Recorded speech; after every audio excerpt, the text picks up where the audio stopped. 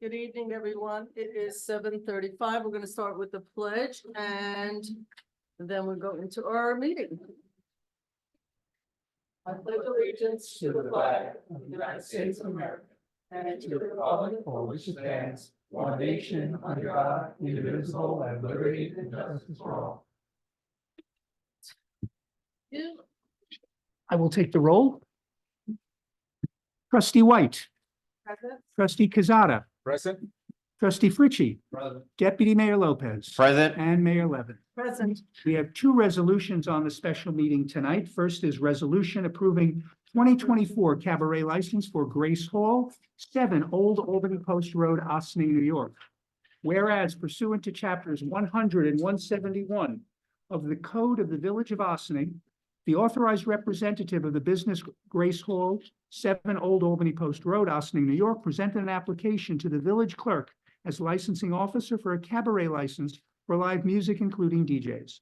And whereas pursuant to sections 100-3 and 100-5 of the code, the village clerk caused an investigation into the application, and after receiving the results of the investigation from the finance department, building department, and police department, the application was referred to the Board of Trustees for approval. And whereas the Board of Trustees reviewed the application at the January 31, 2024 special meeting, hearing from Corporation Counsel. Now therefore be it resolved that the application by Grace Hall, 7 Old Albany Post Road, Ossining, New York, for a cabaret license for 2024 to serve soft drinks, wine, beer, and any other alcoholic beverages is approved as follows: Sunday and Thursday, 1 p.m. to 12 a.m., Friday and Saturday, 1 p.m. to 1 a.m., type of entertainment up to 5 performers. And be it further resolved that since the current New York State Liquor Authority issued license for Grace Hall expires on March 31, 2024, prior to that date, Grace Hall shall submit to the village clerk a liquor license with an effective date of April 1, 2024. Do I have a motion? So moved. Second. Any comments? All those in favor? Aye. Thank you. Next will be resolution approving 2024 cabaret license for Richie's Kitchen, 147 Main Street, Ossining, New York. Whereas pursuant to chapters 100 and 171 of the Code of the Village of Ossining, the authorized representative of the business Richie's Kitchen, 147 Main Street, Ossining, New York, presented an application to the village clerk as licensing officer for a cabaret license for live music. And whereas pursuant to sections 100-3 and 100-5 of the code, the village clerk caused investigation into the application, and after receiving the results of the investigation from the finance department, building department, and police department, the application was referred to the Board of Trustees for approval. Whereas the Board of Trustees reviewed the application at the January 31, 2024 special meeting, hearing from Corporation Counsel. Now therefore be it resolved that the application by Richie's Kitchen, 147 Main Street, Ossining, New York, for a cabaret license for 2024 to serve soft drinks, wine, and beer beverages is approved as follows: Tuesday through Sunday, 11 a.m. to 11 p.m. Type of entertainment, occasional live music. Do I have a motion? So moved. Second.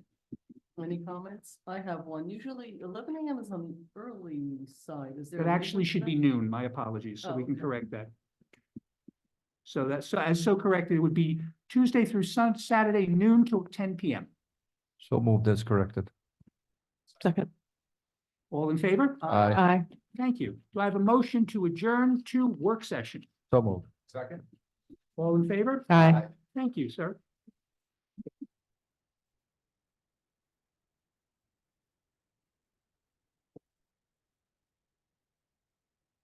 Okay, do we have some? Yeah, green light is on. Usually it's so loud. Should I put it closer? Oh, interesting. Okay. It tells me it's probably going to be running out. Okay, do we have some quick announce? Are you leaving as well? Oh, okay. I thought maybe it was something I said.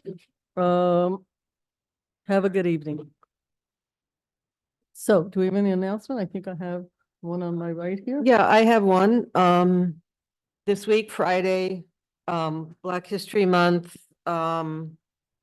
commences at Bethany Arts Center with the 4th annual Black History Month and Culture presentation curated by village historian Joyce Sherrock Cole. This year's title is Black Presence, Profound Influence. And it will go outside of Ossining borders into the surrounding communities to highlight people who have impacted the world, and where the Black presence made a profound impact on the community. The exhibition will utilize oral history accounts and genealogical research to unearth the histories of Black entrepreneurs and Black organizations from all facets of the community's business and social life. Programming will include a theater production, talks, and living museum actors with events in person, online, and traveling throughout the year. So that starts this February at 7 p.m. is the exhibit opening. And then it runs through February. I don't know the closing date, but don't wait too It's usually long. a month. Yeah, It's the whole month. So anyway, check it out. great. Thank you. I've got a couple. I actually came in here a few minutes late. We started. I was the Holocaust and Human Rights Education Center of Westchester is doing a program. I could only stay for the first half hour. And it is sort of the parallel writings of Anne Frank and Martin Luther King in honor of sort of the Black History Month and a week ago, International Holocaust Day. So they did this. It's really great. And it was a lot of people there, and I wish I could have stayed to the end. I haven't cloned myself yet. And as I was leaving, I was handed to please announce while I'm here some really interesting programs that honestly, this is, I think, one of the wonderful things about living in this community. Really cool stuff. So there is Journey from Johannesburg. All this is on the website for the library, but I just want to bring it up to the front for people's attention. Journey from Johannesburg in honor of Black History Month, February 8th, 6:30 p.m. at the Voo Ws Theater. And it's a South African-born Toby Tobias. I've actually read about this person, shares his story of hope during a time of war and upheaval across 3 continents, from Johannesburg to Jerusalem to the U.S.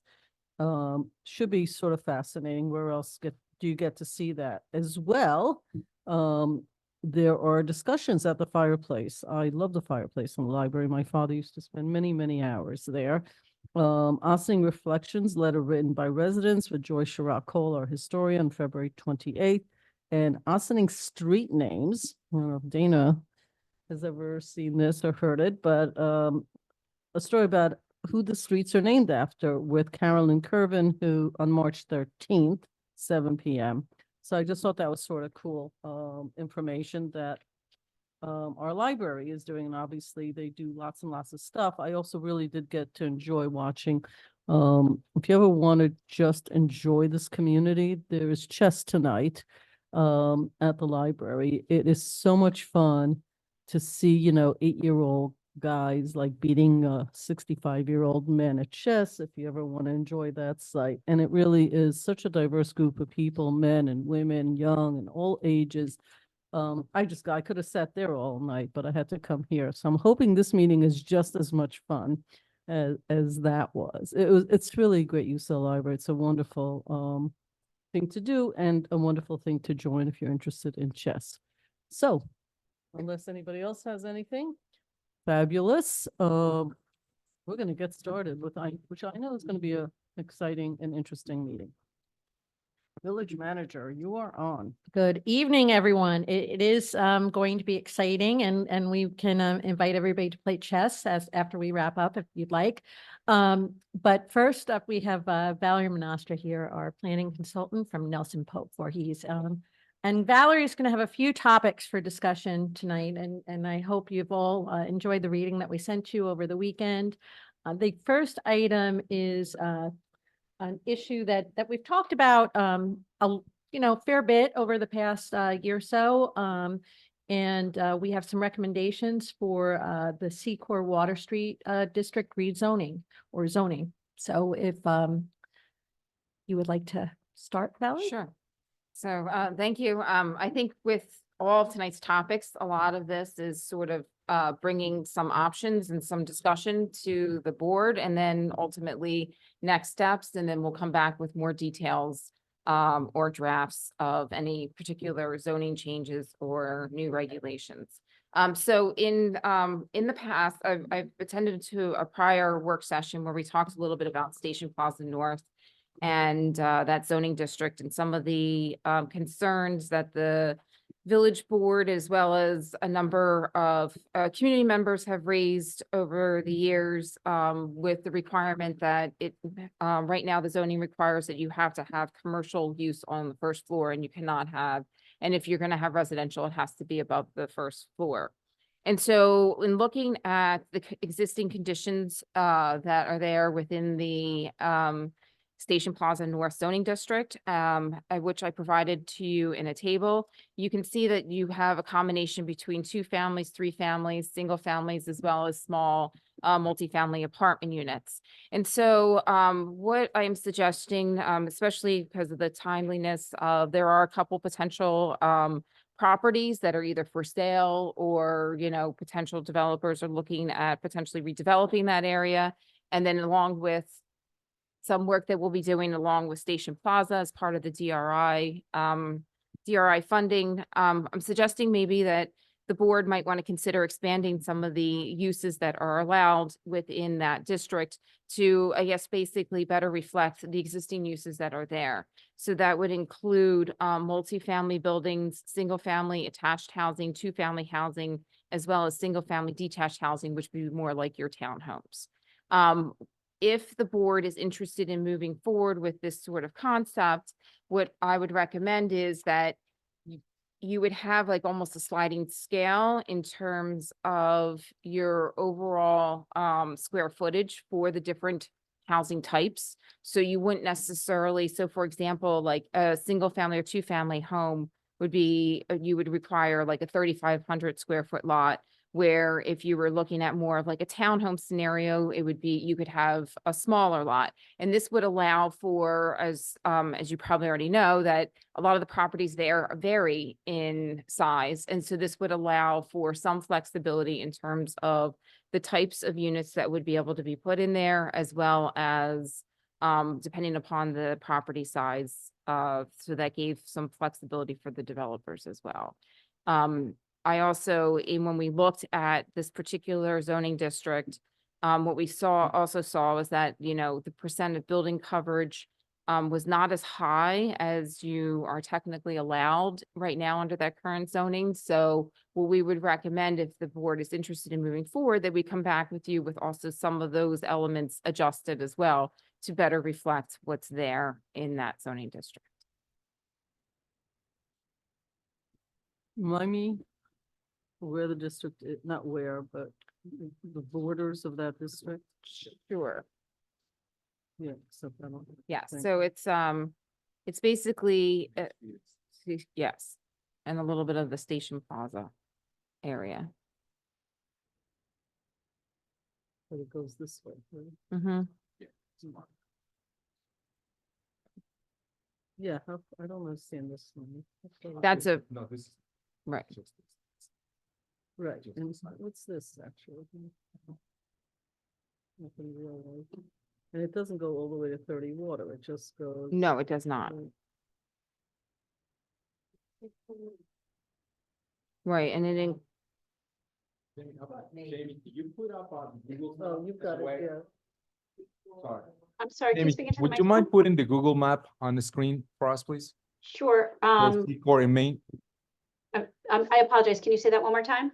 Secor in Main Street. Just focus on that area, please. One moment.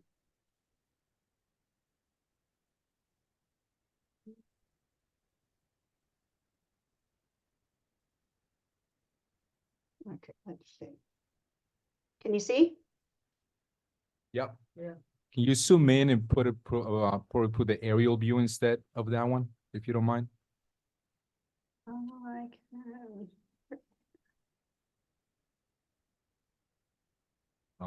Maybe just that, I get that part, Okay. it's to the left of it, I don't. yeah, it's understand all the how way it down. goes. If you go down Main Street, I guess. That's Secor. No, that's Main. No, Street. no, that's right. Oops, that's okay. I'll get there. We're just traveling. yes, It's on the- No, no, Rika, well, Rika wants is on the other side. yeah, right here. See that? Yes. Is this what you're talking about? That is. more Okay. like- Yeah. All right, so it's a small, it's Yeah, a it's just really very small. small, so. Yes, it would. That's correct. And that. That's Yeah. correct. So we wouldn't necessarily, we would still, we're still recommending allowing commercial businesses, right? So we wouldn't necessarily be taking those uses away. But we would- either or. Yes. Yeah, it's either or. And you could still have mixed use Sense of both. development as well, if you chose to as well. Right. They're trying to get rid of, they're recommending to get rid of the absolute requirement of commercial on the first floor. Makes sense. Yes. What's happening with the microphones today? No, I said on. I forgot, because, Okay, just retail isn't what it used to be. They're just, it's difficult to fill those storefronts, so I think it makes sense. so that part does. What's not clear to me, Mhm. I get the sizing so that Yes. people could put, townhouse. So it's a cliff. That road is sitting on the side of a. That's a cliff, correct. Which I'm sure years ago you couldn't even build on that kind. It's rocks, right? It's parking. So you talk about size of housing. Where does the parking, where's the mandatory parking? go? Right, so there would, right, so we would require, I mean, we can talk about that because part of the SPN zone falls within the, your payment in lieu of parking. There is some flexibility with that because of limitations on parking. But that being said, a single family home or a townhome, they would be able to have, easily probably be able to put a driveway or a garage within that development.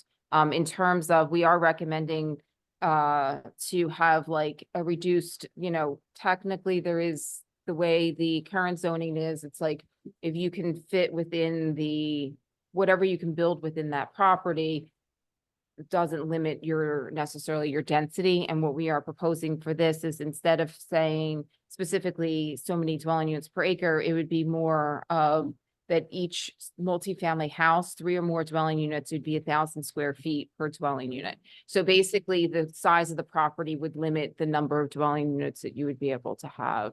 And it would be, and instead of saying like 16 per acre or anything like that, it would just be 1,000 square feet per dwelling unit. And the reason why we're suggesting that is because, again, a lot of these properties are small. I mean, you're really looking at, lot areas of the properties somewhere around like 1,800 square feet. The maximum that we have is 8,700 square feet. So you're really looking at very small properties. And so this would allow for some of that flexibility.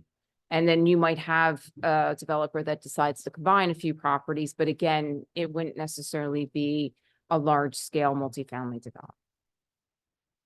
Right, so I'm concerned about parking. So you're Yes. talking about the envelope, the size of the total property. Right, so I and think based That upon, includes the height?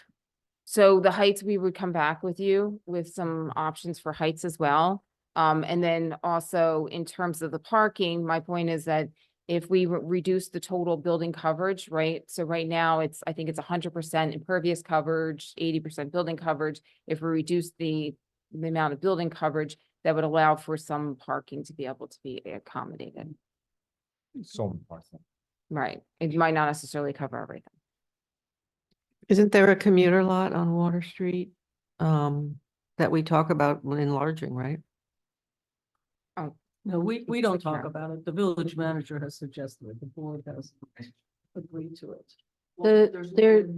There's a lower Main Street lot, that's on Main, like sort of Main and Water. Mm-hmm. That was a municipal lot at one point, and right now it's a train station parking. Oh. Down the street here. Sorry. Juke down? Yeah, well. Jamie, move Oh, it yeah. down. Yeah. Go down. I'm sorry, say that again. I was speaking to Yeah, there's Stuart. the Quimby Street lot. Yep, so if, Jamie, if you just drive forward, Go to Quimby Street lot. yeah. So, Ah, sorry. yeah, There's no. That's That's a one way. It's a one way. Oh, there's no. Yeah. All right, Yeah. we'll get there. Don't worry. all right, so Jamie's driving us, and if Jamie goes a little, yeah, she could go this way, sure, go this way, and then make a left at Yeah, right up Morocco's. there. Oh, make a Yep. left. This is the lot we're talking about, right? That's the other lot. That's the lower Main. That's the commuter. Is it being used a lot? Is this a new Google picture? Um, It has here coffee and the other when I originally was there, so as long as here has been there, I don't know how old that picture was, but I can tell you. So this lot, we're going to need, in the foreseeable future, when we do the solar installation at the train station, this is where we're going to be sending a lot of Okay. the, permit parking folks, which, in case anyone is watching who has not, seen the mayor's update yet for this week, it's been pushed back to the summertime, which should actually work out, a little bit better for us. But I think if you drive past this parking lot on any given day at this moment, there's not terribly many cars in there, but that could change at any moment. But Jamie, if you shoot back down the hill and then hang a right.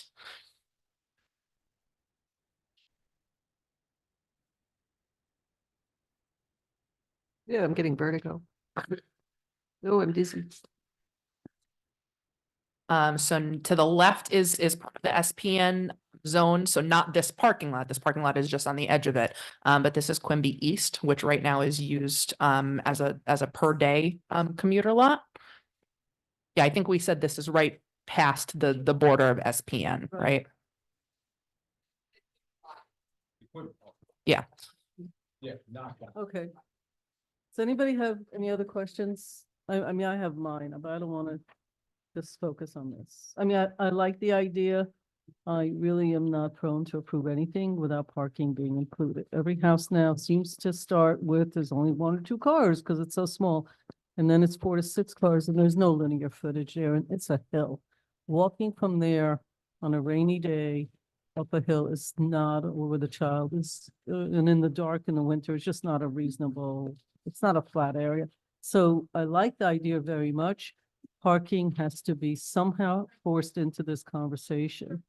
I'm willing to give up the whole commercial thing because as Dana said, let's be honest, it's just not gonna happen.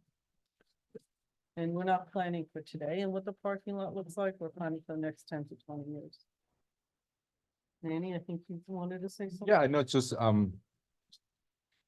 would like to hear from the rest of the colleagues as well, but I do have some concerns, and obviously for me is that, the parking, because that's something that, right now, we're talking about the zone, but we also, you're coming back on one of the memos for the rest of the zones, which is a lot, and you're talking about livable space and habitable space and square footage, which also sort of is gonna affect the SPN as well.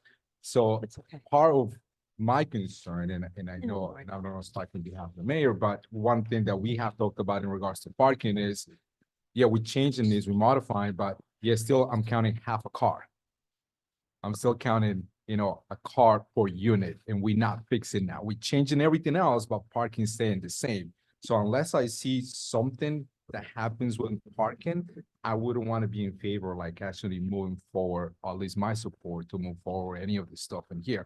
For me, it's like if you're not forcing, but if a 1 family or 2 families required to have 2 parking spaces, why is not the same concept? Or if I'm having an apartment that has 3 apartments, so that will be 6 available parking spaces. So that's just my opinion, but. That I cannot talk about her, we could easily pull, like, we could move forward with residential. Can you speak into the microphone, please? Oh, no. No, not, okay. It's just not on, I think. No. Yeah. Well, So what we can do is, we can pull out the SPN from from the payment in lieu of parking, and especially if we're Yes. offering multiple residential And options. thank you for bringing that up, because that's something that we did pass, something that, Valerie just mentioned, which is, I think, is a very key component to any of the stuff that we're gonna be doing, is like, we did pass, I want to call it paying in lieu of parking, which they can come in and say, I don't have enough parking, now they have the option of paying towards that. Is that something that we are an agreeing of like having something like this in here? I can understand in some of the lots. So, and I do have another question in regards to this. So is this all the available lots on that zone right now, Valerie? that's the village owns. That's correct. So the village-owned properties are not. No, they're not, right, no, they're not So part of the this- inventory. Okay, so right now, including, because I'm gonna call it, because part of the SPM, you have some commercial units. in there. Right, so what we didn't do, we just primarily focused on residential, so you could see the types of residential uses So the that are, commercial part is not even right, part of that's this correct, equation right that's now. correct. But let's say, right now, what is the maximum high allowable right now in that section? I believe it's 4 stories and 48 feet, which we would come back with. Okay, because different that's alternatives. the other part. That's that I got, correct. Because I have a commercial space in there, and you know what? I'm able to go up at 2.5 stories up, and I'll be able to put residential as well, That's correct. but I don't have parking. Right, so that's one of the things we can explore as part of these rezoning or zoning text amendments to look at requiring parking, reducing some of the heights but the first step was to see if you would be open to having different types of residential uses allowed in the zoning district. Okay. Can I ask you a silly question? And I know the reason why I want to ask you that question is because you were part of the 2009 sort of part of this, I'm assuming.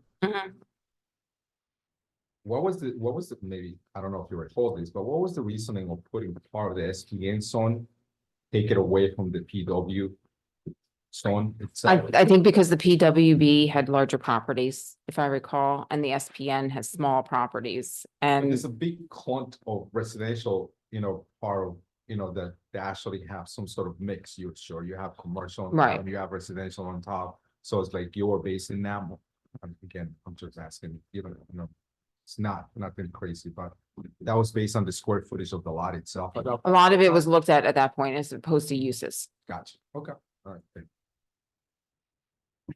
Anybody else?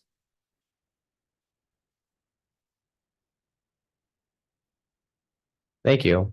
I'm in favor of moving forward with learning more about this particular recommendation. I like the recommendation. I think it makes sense for some of the reasons that you named. And that's all I got. I'm a yes.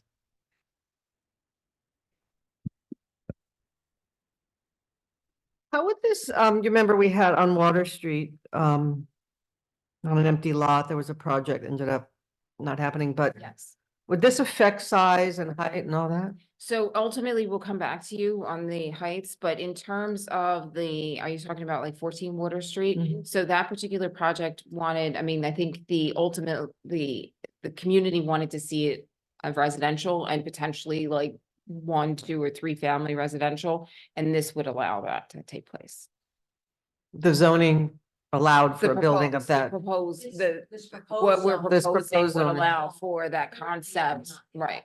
That's What correct. would not be allowed? The, The 1, 2, or 3 family. Really? That's Yeah. not allowed. right, That would be, yeah, that's not how it's zoned. That was the Okay. whole issue. Yeah, So, Alright. this would allow for that particular project.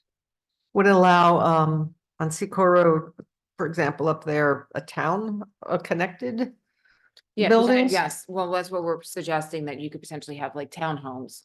And as opposed to multifamily, but you could have a combination, that's why we're saying you potentially, because of this particular zoning district is so varied in the types of residential that it already has there, that we would potentially allow for 2-family, multifamily, as well as single family or single family attached, which is like your townhome concept.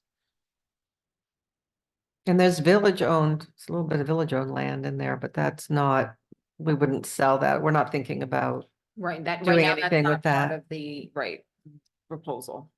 okay. So can I add something? So and Dana kind of, remind me about saying this as well, obviously, because 14 Water Street was a very controversial Right, project within right, itself. right.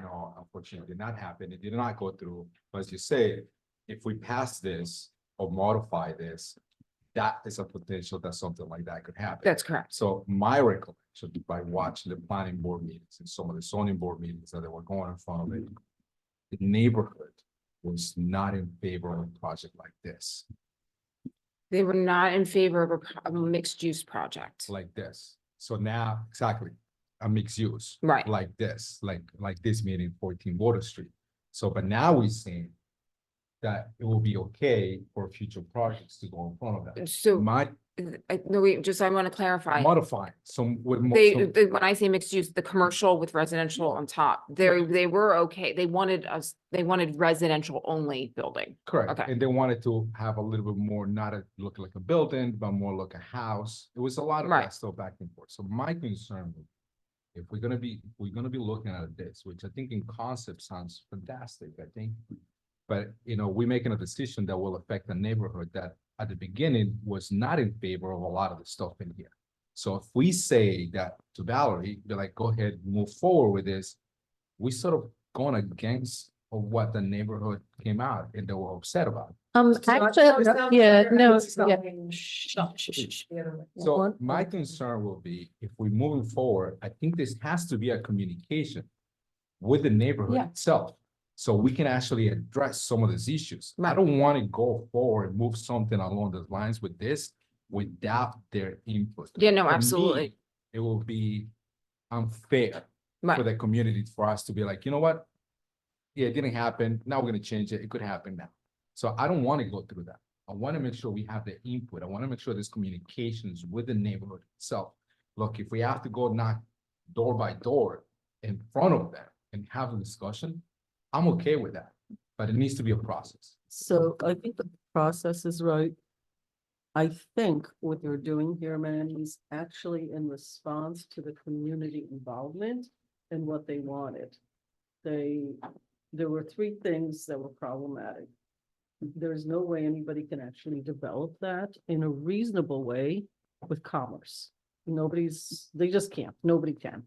And the community didn't like that. They actually wanted to be a house-like thing. So that solves for that. They're leaving the door open in case some business, some point is able to do something. Secondly, they complained about the look and feel into the community but I know. But your point about the community, I think this is actually a response to what that community actually wanted. Yes, they'll go back and talk to them, but this is actually based on the request by that community. The other piece on Secor, where we have somebody owns a plant, they wanted to build 90 units, 60 units, 30 units, 12 units. We've been 5 years now.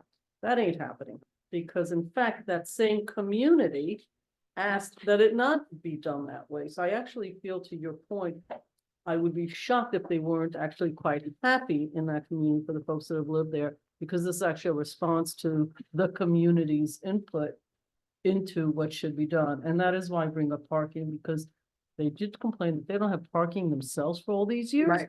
And you keep building 30 Water Street's gonna have an overflow. There's no question that that's not enough parking for those folks.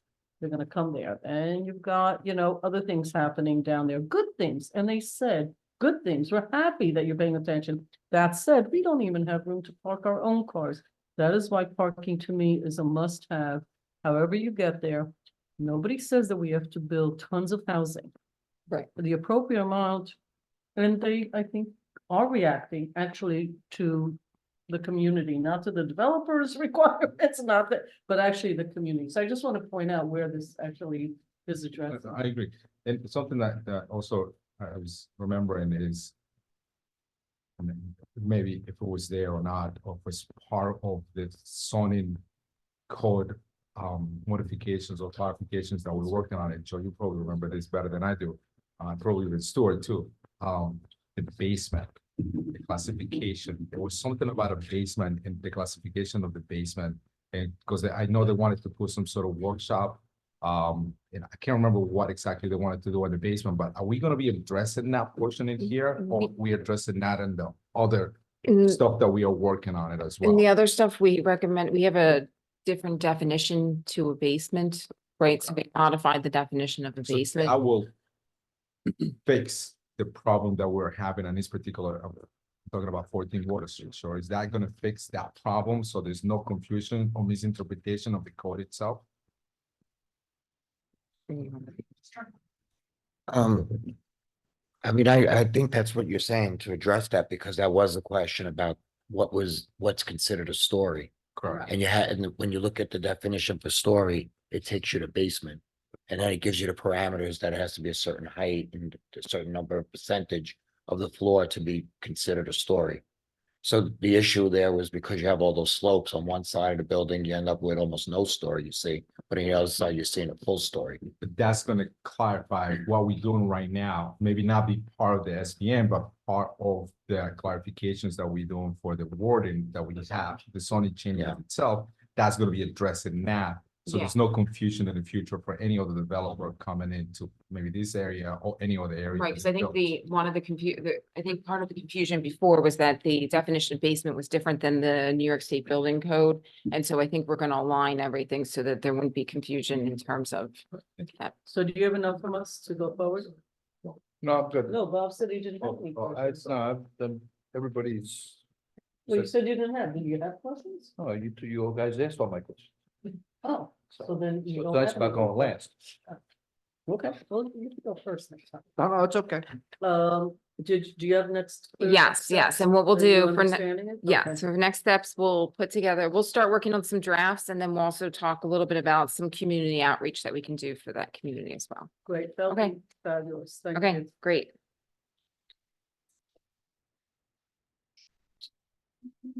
No, I think it's all good now. Okay, next.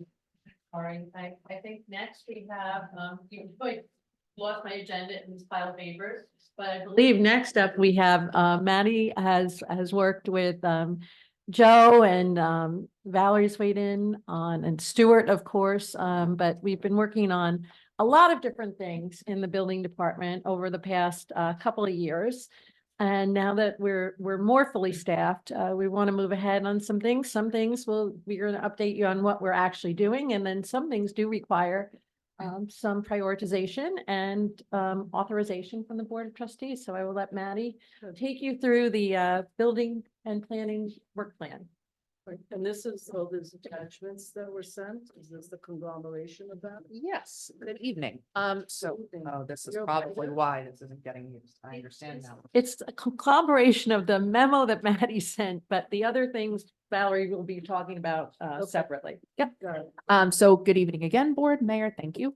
And thank you, Karen.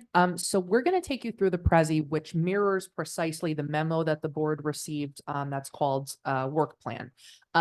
There are two memos that were crafted by Valerie that the board also has in their packets that are discussed in this work plan. So those are the two additional documents that Karen is talking about. But when we get there, I'll ask you to reference those documents. So Jamie, if you could. Sorry. Yeah. This is gonna be linked in our works on our website as well, correct? Yes, yep, Because right now we don't have that. right. Okay. So Jamie, if you can click into the first slide, please. So we grouped these into 4 topic areas. So our first one is quality of life issues. I'm going to give a brief overview of each of the 5 in this category, and then certainly if the board has any questions. Also, I'm going to be tag teaming this with Joe and Valerie and hopefully Stuart and Karen if they're so inclined. So the first one is a Valerie one, the regulation of short-term rentals, which are more commonly known as Airbnbs. I know that's sort of the brand name, and certainly there are other sites like that. Joe can speak to this in a little bit more detail, more likely, but we've gotten a couple complaints somewhat recently about some of the quality of life issues that are inherent with potentially these short-term rentals. Basically, certainly some people are more unobtrusive. They sort of come and go and they're using it as, in similar way a hotel would be used. But for some of the properties around the village, the complaints we've gotten have been not only that there are large crowds of people coming in and out, but everything that comes with that. So something as sort of innocuous as noise, all the way up to, crazy driving and cars on the road and other less savory things. So we would be one of probably in the second half of community, certainly in New York State, to promulgate some regulations for short-term rentals, which I think, and I'll pass it down to Joe to speak about his sort of experience with this, and then also Valerie, defining short-term rentals as something that's 30 days or less.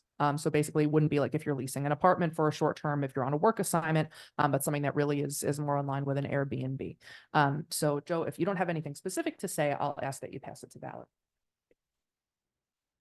No, other than we started getting a lot of these complaints in some of the areas downtown of like 2-family zone districts, but now we're getting them also in the residential areas and single family.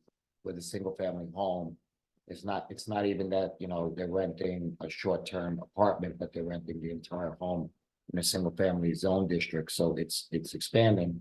and the complaints that we get in, ask, what's the law and regulations on those? We don't currently have one on short-term rentals, so like, I explained to them whether it's being a lease for a year, a month, a week, there's no regulation in that.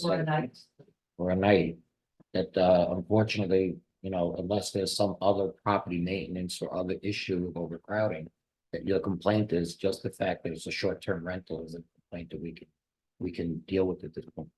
But it's growing and it's becoming bigger, and as Maddie had said, that this is something that's coming about more often now, so it's something we definitely have to address. How to actually deal with them going forward when people call and complain about it, whether or not it's, like if the proposal is 30 days or less, we can kind of look into that and see if we can regulate it. So what's the recommendation? So you have, I have this, so you have a couple different options. You can either, some communities ban short-term rentals, right? So you can just say you're not gonna allow those into the village of Austining. Or if you decide you want to regulate them, what I can do is I can come back at a future work session.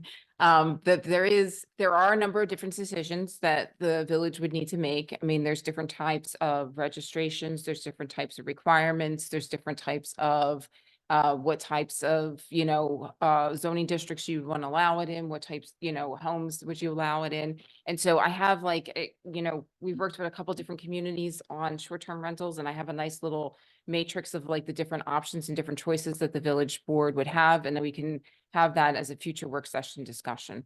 But I think tonight is really just getting a sense from the board whether you want to, move forward with actually regulating them and allowing them within the community, or would you prefer to develop something that prohibits them? Okay. Bob, you're first.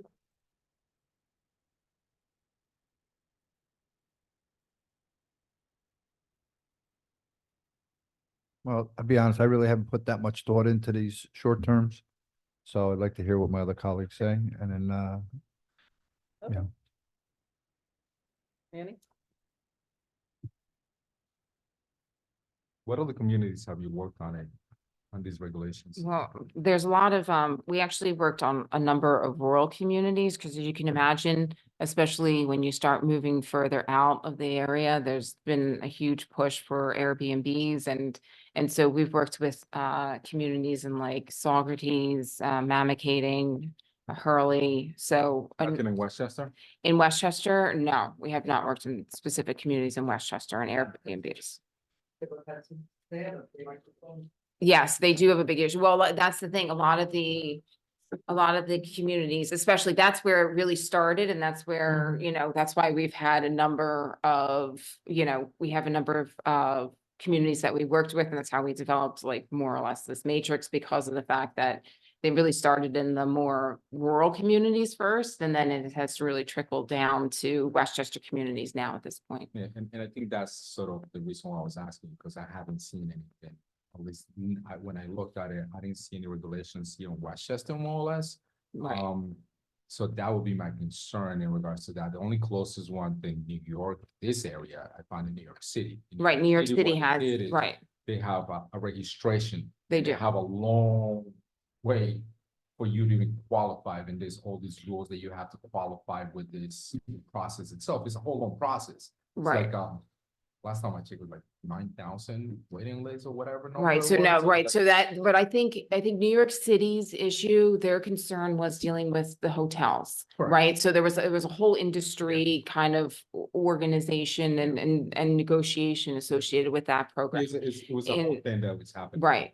But what I can tell you though, is that I am working with like the town of Lewisboro. They're starting to have, and even the town of Austin has mentioned recently that they have been looking into short-term rentals. So The town of Austin is looking. yeah, they're looking at Yeah, maybe, a lot. well, looking at developing a short-term rental law, right? So I do know that in Westchester County, more communities are starting to look at this issue now.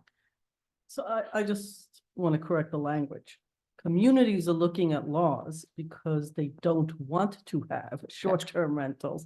The way you're saying it, if I didn't know what you meant, sounds like people are doing laws in order to allow. They are, Okay, they are. that's what I but said. a lot of it is the communities that don't actually want to just let these things fly the way they are, and because they become a problem. That's They correct. need to create laws to, Right, so a lot of the communities have decided to create laws to allow for the short-term rentals because of the fact that they felt that it was easier to deal with in terms of regulation than trying to ban them. So can you give me an example? I don't care about the community. Can you give me an example? You say they have worked on different Right. situations more or less. But what is the regulations more common that they're being applied to those communities? So a lot of them, will allow for the short-term rentals, but it's like a rental registry, more or less, right? And so and then there's inspections, and then there's certain requirements in terms of like emergency contact notification. There's certain requirements in terms of trash, lighting, noise, and so all of those get worked into basically a short-term rental law. And I know this is probably something new, but who does the inspections? Who's in charge of doing those? So all of it is the building department. Okay, and how does enforcement happen? And I'm not sure, again, if that has been established for the last 6 months, so what will be the downsides of having that? And how do they enforce those? Because again, we don't control those day to day, sure, it's a 30-day. And how do we know that there's been maybe 60 days that those people have been there? Or there's only 5 days and 5 days and 5 days? Right, so there's not, I What's the mean, control? right, I mean, it's no different than you have, like, for example, you have bed and breakfast regulations in the books, right? That says 14 days. Could somebody stay 15 or 16 days and you wouldn't, But there's no really so. enforcement at that point. Right, sure. the enforcement, it really comes into when there's a nuisance or it becomes a problem, right? And it also allows you to know which buildings have either bed and breakfasts or Sure. so you do have bed and breakfast regulations on the books. You haven't had somebody come in for a bed and breakfast, but at this point, there clearly is short-term rentals. I'm gonna turn to Joe for one. Okay, second. it's all yours. So. New York State building codes. What do they have in relationship to this kind of situations right now? Do they have anything on there? Have they talked about? I don't think they've actually established regulations and inspections on them. It may be, it's something that they're considering to do in the next code update. But I haven't really seen anything in the building code per se that tells specific regulations to short. But there's definitions of a bed and breakfast. Yes, Yes. So on the code itself does refer that to that kind of stuff. right, which would be inspections to regulations to fire safety, what you need to put into those units and all, but regulating them on inspection terms, I don't think there's anything that. Okay, it's not like a fire inspection every 2 years. This will be a little bit different, sure. It would be different. And to be honest with you, if somebody was having a Airbnb and it was a single family home, the single family home would be under the same regulations. If we don't establish some sort of inspection, it would be similar to any single family home. It doesn't matter who's living in there. It's a matter of the owner giving you access. So, thank you. I'm gonna go back to Valerie.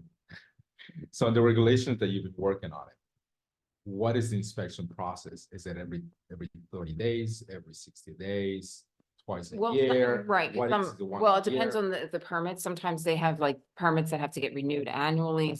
Sometimes it will be, I mean, however, whatever timeframe a particular community wants to have those types of inspections. Sometimes it could just be that there's the permit, and as long as, that there's no problems, that they'll just let that. So is it more like a conditional approval? Any problem. Not necessarily something you go to, well, I mean, some communities require board approval, but other ones do not. So for argument's sake, let's say, you get several complaints for X property and the 3 months period of time. Can that permit for this particular accessibility, I'm gonna call it, can that be removed from Yeah, them? yeah, absolutely. Okay. That's part of it, so it's just basically, it's more or less like a rental registry, program that you'd be establishing. I have a lot of concerns myself, regulations, so, but I'm gonna leave it as that for now. Thank you, Valerie. Right, Thank you. okay. okay, I'm in favor of banning all short-term rentals and I do not believe in any instance in the present or in the future, the building department will be able to monitor and enforce in the police department. been here many years, still hasn't happened. One day will. We are not staffed for it. It won't happen. It is not healthy for a community. For this community, for Rivertown, I think the cities might have a different issue. We have a lot of affordable housing. We're gonna have to make regulations about whether people who live in affordable housing, who benefit from that, can do that as well. I disagree with your analysis about New York City. It isn't the hotel lobby. It is landlord after landlord, developer after developer, because people who use places, for 24 hours leave a mess. And the mess has to be dealt with by all the neighbors that live there. So most management companies don't want this either. It isn't just that they're not making the money, it costs them more. And that's exactly what happens from area to area until you get to the rural areas or to resort areas, the Hamptons, the whatever, where the entire industry is based on short-term rentals in essence. So I'm opposed, I'm in favor of coming up with legislation that does not allow for short-term in houses, apartments, and everything else. Because I don't think that we'll ever be able to manage it in Austining, given where we are today and where I think we'll be for the next number of years. Thanks. Well, I have the opposite opinion from my beloved colleague, Mayor Levin. I'm in favor of regulating short-term rentals. The rationale for me, and I took a look at Airbnb specifically, and there's a number of properties that are on there that range in size and scope. But most interestingly for me was hopping into them to read the reviews of the people that have stayed there and reading things like, I was visiting my mom at Atria and I was looking for somewhere to stay. I was able to stay at this home. It was a lovely experience. To me, being able to follow through on some of what we've been talking about how do we make Austining a destination where people want to come to live, work, and play, giving them opportunities to come for short stints like this, I think is good. Now, how do you manage it? So to me, the regulation route makes the most sense. And so I would want to have a follow-up conversation on the parameters of what that would look like. I like the idea of licensing specifically, where folks that want to have an Airbnb in Austining would need to apply for a license. That would be, I don't know, an annual thing, something along those lines. And they would need to submit themselves to regulations of some sort of inspections or what have you.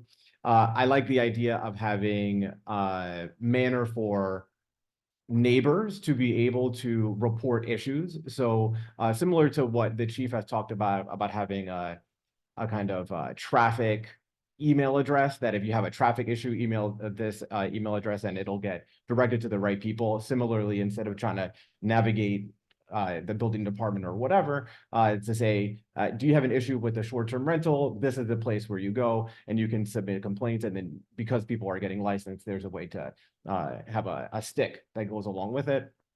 I also would look into data sharing with these kinds of companies, with Airbnb and other platforms, vacation rental by owner, whatever it is, to have them give us data about who are your renters, what do you know about them, that kind of thing. To me, having saying we're going to get rid of them, not that it pushes it underground, but then the idea is enforcement. How do you enforce this kind of thing? Very, very difficult, because then you'd have to prove that someone is doing it and whatever. And we have a lot of other issues around enforcement. And so which is pushing it from one department where we can potentially regulate it and benefit from it to another that already has a laundry list of things that is trying to manage in terms of enforcement. And so because I don't see a clear way to enforce it, and people are going to do it anyway, more likely than not. I mean, some folks are, on average, you're looking at anywhere between like $80 and $800 a night for a place to stay. Some of them go up as high as $5,000 a night, and they range. Some people, they rent it for different reasons. But to me, there's obviously a demand, and so the smartest thing to do would be think about how can we mitigate the issues that come along with this market, as opposed to outlawing it completely and finding ourselves in a situation where people are going to do it anyway. Just my opinion. I have no questions. I stayed in my first Airbnb fairly recently. It was somebody's basement apartment in Michigan. I needed a place for the night, couldn't get a hotel, and it was like super cheap and not a luxury experience, but you know, I wasn't sleeping in my car. So my concern with banning them is that, you know, if we had options for people, like where they could stay short-term here in Austining, that'd be great, but we don't, and I know that Airbnb kind of started as a way for people who had like a spare apartment or bedroom or something to rent it out. And now it's mutated into this giant sort of real estate investment thing, right? So people buy houses and make them short-term rentals. And they're removing houses from the market for families to live in. I went to a family reunion in Massachusetts, and they had rented a beautiful house and in a neighborhood. And you know, it was great, but it was a great house. I'm like, geez, somebody should be living here. This should be somebody's home, right? But anyway, they become, but I know that the houses can bring more issues than I think somebody's little apartment will. And I really don't think it's fair to remove that option for somebody who has a little apartment in their house, who is able to make extra money by renting it out. And it happens in Austin, it's happening. The houses are kind of a different beast, you know, to rent out an entire house, and people, what happens is people rent them out for parties. You know, like a weekend rager or something. Yeah, who wants that in their neighborhood, right? That's what, you know, I'm concerned about. So I'd like to find a way to regulate them and control, especially the whole house rentals. But I think just saying no short-term rentals at all is, you know, not the way to go. I also want to say that Airbnb is a brand. There is nothing in a regulation that will tie us to a legitimate brand. You can go on Facebook and do the same thing. We can't control where they rent them. So we keep using Airbnb, which is, they do a great job. I've stayed all over the place with them. They're very strict. But when you do this from a municipal point of view, you can't go with a brand. It's anybody and it's a free-for-all from my perspective, and that's my issue. I didn't think about the house versus the part of the house and all that, so I think that's great. For me, there are more than a dozen hotels, some which are quite inexpensive, within 7 miles of where we're sitting right now. So I don't think there's a shortage of places to stay. From my perspective, 7 miles is not a long drive to stay from Mount Kisco to 119 to across the river, which might be a little bit more expensive, but there's at least a dozen. Peekskill, there's more than a dozen, many of which are quite inexpensive. So for me, that actually is not, the Airbnbs actually are cheaper than hotels is really the issue. Anyway, I think you've gotten, I don't know if Bob wants to speak now that you've heard your colleagues. Sure. So, you know, as I mentioned, for me, is a lot about enforcement, sure, because that's one of the struggles. I don't want to repeat what Rika said, but that's one of the things that we always struggle, no matter what kind of law we establish. Right. And how do we put our staff again to something additional to where we already, I mean, today is about you and the building department, literally, that's what today is about. All these things, and there's more to this, like, to this list. We're just touching 8. We're just starting. You know, so for me, it's definitely also a no. I mean, if we see this need that people are wanting to come and stay here, one of the things to remember, one of the things, the RFP that we send out for the lot right next to the post office, we actually require something in there, something as a hotel, something for us to be part of that. What came back to us, it was something different. So the need of the community have expressed themselves that they would like to see something in that lot. But the developer came back and said, no, we see the demographics, we don't need this. But what we're saying, or some of us are saying, that we see that there's a need. So maybe we'll look into what that is. Again, I don't want to deviate from that conversation, but I think for me, it's definitely a. I just want to go back to, so it's not a yes, no here, we're not voting. I see from the corner of my, what the question, no, wait, what the question that was asked of the board is, tell me which direction you'd like to go to.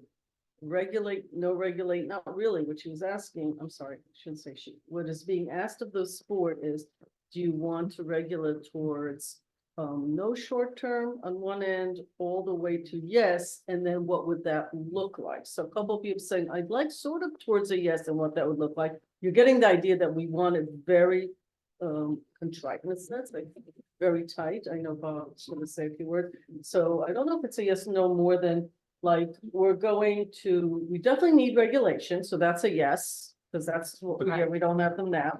And we need them tightly, Yeah, I think, but I think- regulated. And I'm sorry, so now correct me if I'm wrong, you actually do need a yes or no, because the regulation Well, is. what I if- can do if is- You do regulate to not be this or to yes to this, Be so it's a yes or prohibited. no. So we can, on any one of these topics, because they're involved, if the board would like more information on this, we can create a follow-up with another work session in the future that would take what the direction you've given us so far, so to look at it more closely, to look at what's doing, and then we can bring this as a specific work session item. What we wanted to do is, though, the real objective here is, this is a laundry list of everything that we're looking at.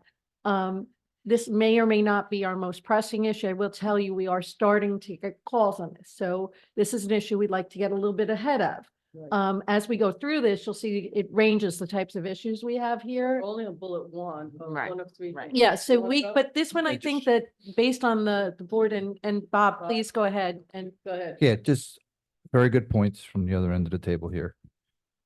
I don't think the building department has enough teeth to regulate and go after these people, and you're gonna rely on permits, and I just don't see, I'm in favor of prohibiting them. Okay, so I- you might want to come back with something that looks like prohibiting them and for a work session and something that tightens, that has very tight. Mayor, can you speak into the microphone, please? And something you might, because it's a work session, so just thought, what I'm hearing, right, 5 people, something that prohibits what that regulation might look like for discussion with the board, and a second piece of regulation or something that speaks to a tightly, a regulation that wraps very tightly and says, how would one implement it? What would it look like, et cetera. What no one here said, so I want to be very clear about this when we do regulation, is the use of dollars. We always talk, well, you could do, they'll pay a very high premium and all that. That's always a way to use money, but I feel like in this case, you may want to just talk more like about what a regulation, maybe find a community that has a regulation like that. So we have a couple of options. to Right, I look can bring at. you, examples, and I'll also bring you sort of like if you decide to regulate, which meaning allow them to take place, the different options you have, and that might also help the situation. Right, that's what I'm hearing. Yeah. But you get the sense that Yes. there's a little bit more of a way to a no, a ban, but there's also some weight on the other side, which might change. We've had conversations that do oscillate. I do think that this is not we're also being asked, because that's why we were sent all that stuff for a high, medium, and low priority. Maybe we'll end up with everything being a high priority, which is problematic. But I do agree that oftentimes we're spending stuff on what's been going on for 10 years. There is an opportunity here to sort of get ahead of something before it starts being a problem, because oftentimes when there are already problems, actually harder to deal with. So for me, it's on the higher end priority. When I first read this, I said to myself, low priority, like when we get to it, but I'm sort of changing my own mind about that. So you guys can come and Yep. recommend, but we should move on. Because we're not even through the first page. Okay, I bet some of these will go a little bit quicker. You I think? suspect, yes. The next one is a little bit more colorful. In the recommendation, we actually are recommending the prohibition of clothing donation bins, but I understand that there might be some conversation about perhaps just regulating them a little bit more. You can see these are just 2 of the pictures from the last couple of weeks of what conditions around the village look like. Some of these you might know exactly where they are, because I'm sure you've gotten complaints about them personally. Yeah. I just drove by it earlier today. And again, I'm happy to turn this over to Joe. While, saying that they can't be there outright is what we were originally discussing. I think there's also probably room for some valid discussion, about a tighter licensing program. I think the issue that we've encountered, and Joe can certainly back me up on this, is that when they look the way that they do in these photos, right? I mean, certainly these are well-intentioned and no one's trying to do something naughty, but when they're overflowing, then the property owner is having difficulty getting in touch with the person who put them on the property. The property owner doesn't want to do the cleanup. That's not actually their problem. So just being able to have some tighter controls, I think, is something that at the very, very least, we would like to see. And, Joe, I don't know if you have anything further, but this is really a building department and code specific issue. Anything more to add? No, other than what Maddie is saying, there's only a handful of them, but often because of that reason, that they end up looking like this, because either whether some people don't know that this is just to put a bag of clothes and some shoes. Sometimes we find kids' toys and they don't fit in the box, so they're in front of the container. And then we end up having to write the property owner, and like you said, it goes back to, well, that's not our cans, but it's on your property, so they end up taking, they get the violation for it and have to get on top of these, Okay, these vendors to get, Thanks. these places to do it, so. all right. So are these bins for-profit or nonprofit bins? Are they all done by people that make money? Everybody them. makes money off them. Huh? Anybody that places a bin, Right, anybody that places a bin, it's done through some type of association, or it's done through a private contractor.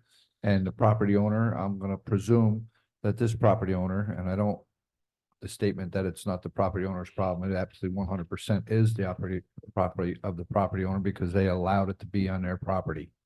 So he could be where the blue ones are, who knows, he might have a contract with this company. And the same with the red one. Everybody, there's a contract and they're supposed to maintain these things.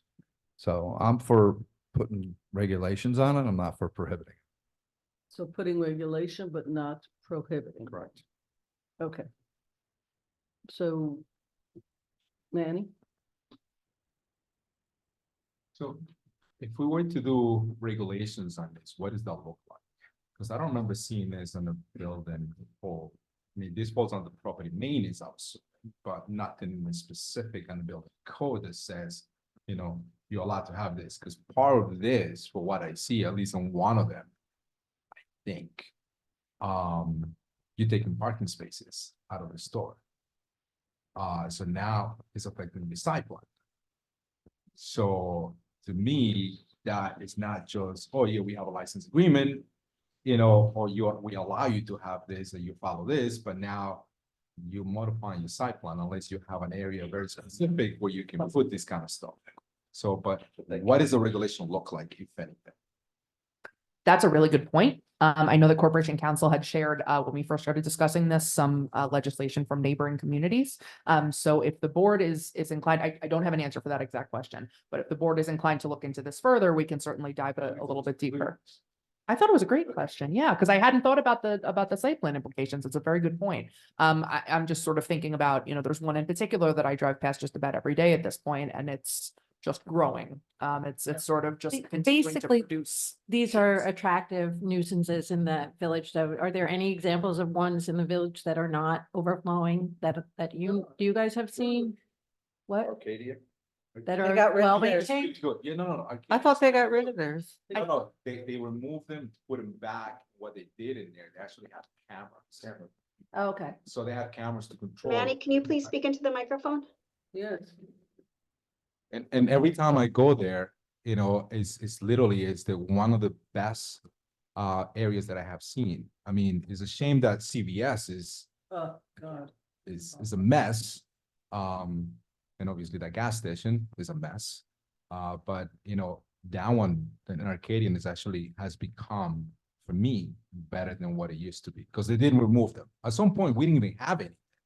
It was very hard for me to find one, because that's what I was talking about. I had a bag of clothes that I want to donate for 6 months in the trunk of my car, because we didn't have anything, but now some of them have popped out. Some of them, they don't even want to, bring it back because of that. Well, the one I use is in Chilmark, but I would, That one is That's a mess Briarcliff. too. Yeah. yeah.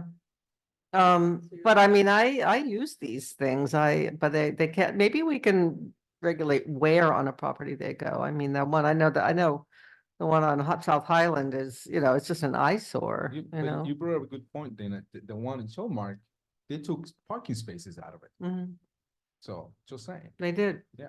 But they have plenty of. you still have a site plan to Yeah. accommodate. That's- I don't understand the business model of these things personally. Like, does the people who say, yeah, you can put that on my property get any sort of kickback from that? Or is it? I mean, I know they tend to send these items overseas. I mean, and don't they sell them? It's a Textiles. thing. It says that they're actually, that No, doesn't say it they anywhere. do, believe- some of them do get, sold as, Bulk, yeah. bulk, Bulk there is a monetization about them at some point. I don't think that, they're necessarily, the closing or the stuff is going where you think it is. I think a lot of it just basically gets recycled. If the places like a thrift store, the IFTA shop, things like that is where people will actually use the things again. This, by the time it's collected, depending on what people have put in it, you're going through a lot of stuff that maybe is, not necessarily going to be that The useful. point is, when you read the canisters, years ago used to be, my sister's play, whatever, it used to be charities.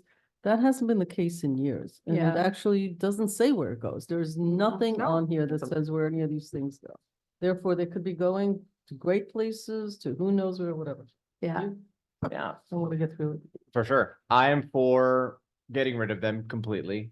And instead, I'm for clearer communication for folks for where they can donate clothes, toys, other used items. We have local nonprofits. There are other services that will send you a bag, you fill the bag, there's options.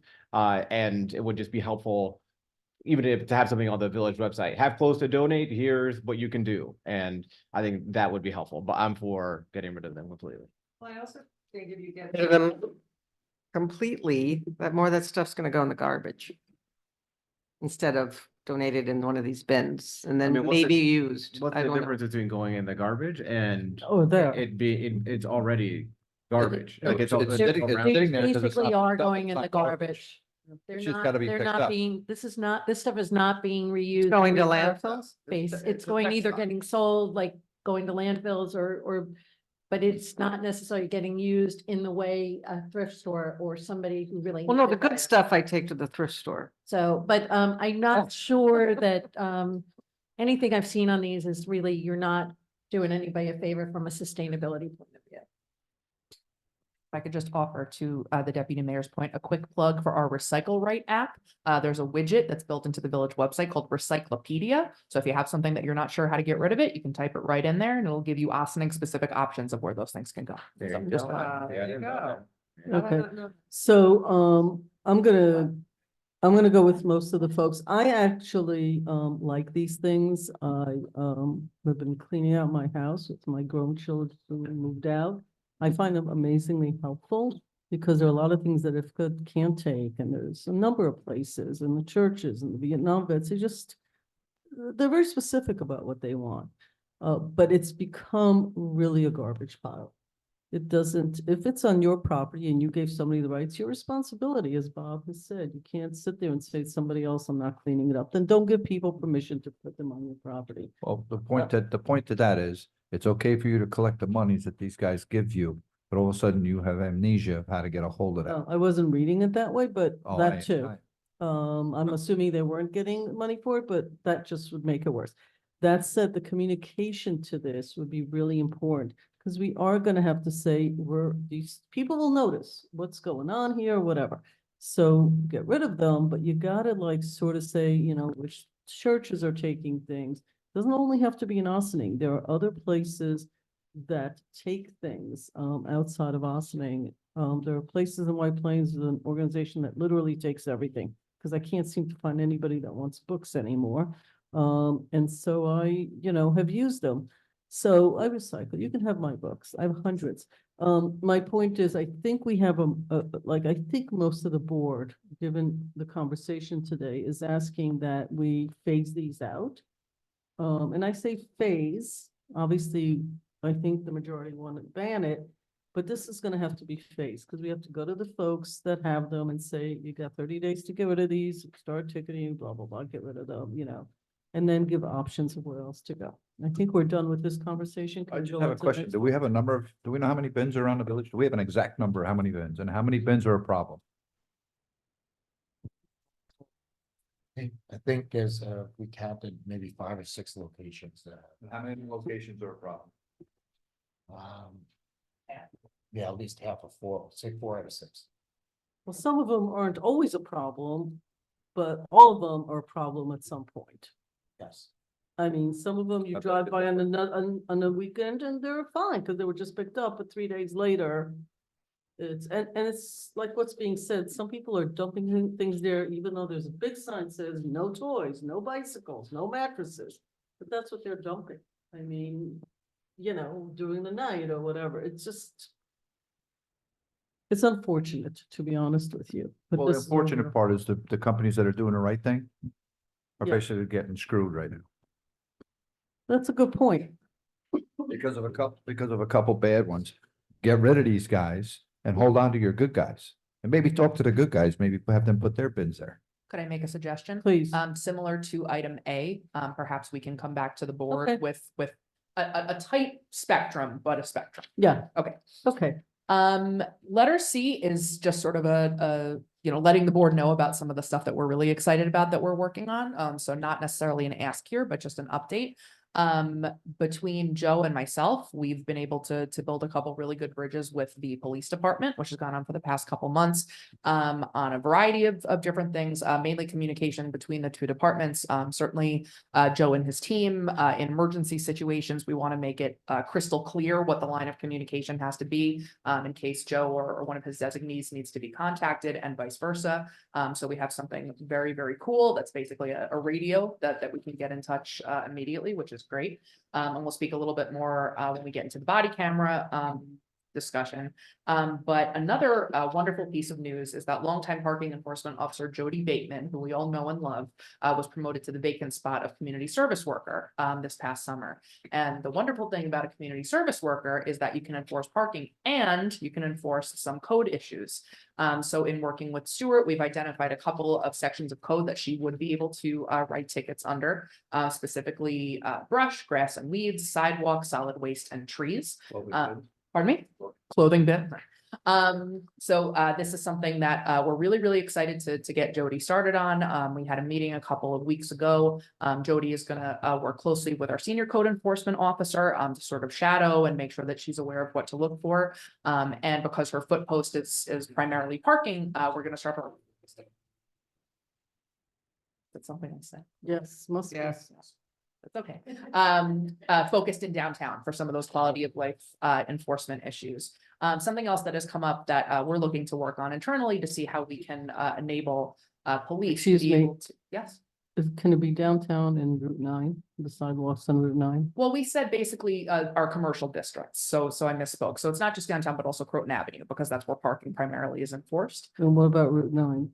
What about? Oh, there's no parking there. Yeah. Okay. Well, I mean, she could certainly have an assignment that's outside of parking, but I think right now, because we're a little short on the You're parking, gonna start with parking. we're gonna start Where, with where parking. she is. And then as she's, you know, completing her routes for the day, you know, if she's able to identify things that need writing, she can, you know, two birds with one stone. The other thing that Chief Donahue had mentioned would be his willingness to potentially have some of his offers deputized to write some tickets that typically are written by the code enforcement officers, particularly with respect to if they happen upon a situation where folks are congregating in excess of the number allowed under the fire code. Instead of needing to call in Joe or our senior code enforcement officer, they would be able to write a ticket on the spot. What's the number? Pardon me? What's the number? The The number. number excess- specific to the location. Okay. Yeah, so if, for example, the plan on the wall, so I don't know, the occupancy level, right? So that's something that typically they would need to call someone from the department. So stuff that we're working on internally, no ask here, but just want to keep the board updated on that channel of communication that is broadening.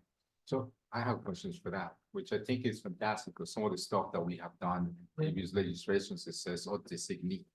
You know, we have the engineer, we went to the DPW at some point, we went to police, and we just kind of codified in some of the stuff in the code. So my question to Joe is some of the stuff that, is being informed to the board, that a lot of the stuff is ordinance.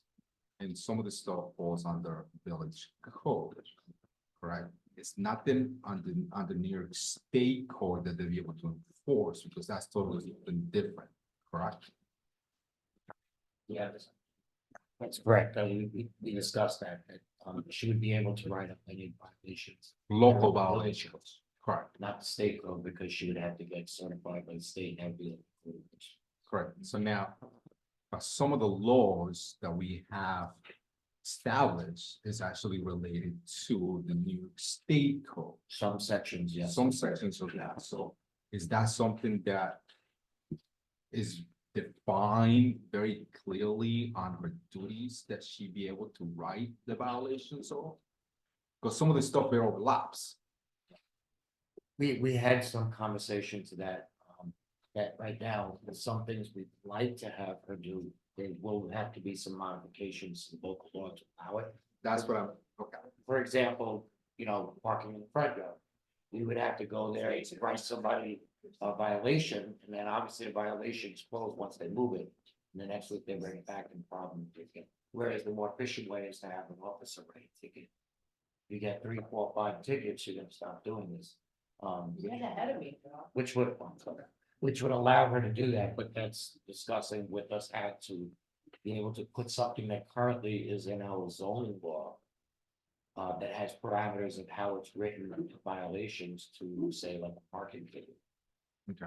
But So- that's something Stuart and I discussed a little bit, and I guess. I would love to understand that a little bit better, because some of the stuff obviously is gonna affect the stuff that Val is working on as well. So I don't want it, it's like there's parallels, but there's not really parallels together, sure. So the other one is, you brought up occupancy. Just you, Manny. Yeah, I so, put mine off to help, but it doesn't work. thank you. Occupancy. Is that a local law? Because far as my recollection, is that a state law? So I'm not sure if police officers can do that. So I would caution you to double check that before they actually start writing violations in regards to that, unless you tell me otherwise. Oh, no, we're certainly going to be crossing Ts and dotting Is here, but we just wanted the board to be aware of the fact that these are ongoing conversations. We want to, certainly check with Corporation Counsel. We're not going to do anything that we're not allowed to do. But some conversations that we found interdepartmentally, hey, it would be really helpful if we could find a workaround for this. Does anyone have any ideas? So we're not quite there yet, nor are we, at the point where Jody and Greg are working together. We just had the meeting, I think it was 2 weeks ago, where they were first introduced, and we're just starting to get off on that foot. So of course, if there's anything that makes it impossible, we will not be doing it until we find out a way to make it possible. Okay, thank you. I think we just have to remind everyone, this work session, amazing. I mean, I read all the documents. I'd spoken to Maddie earlier.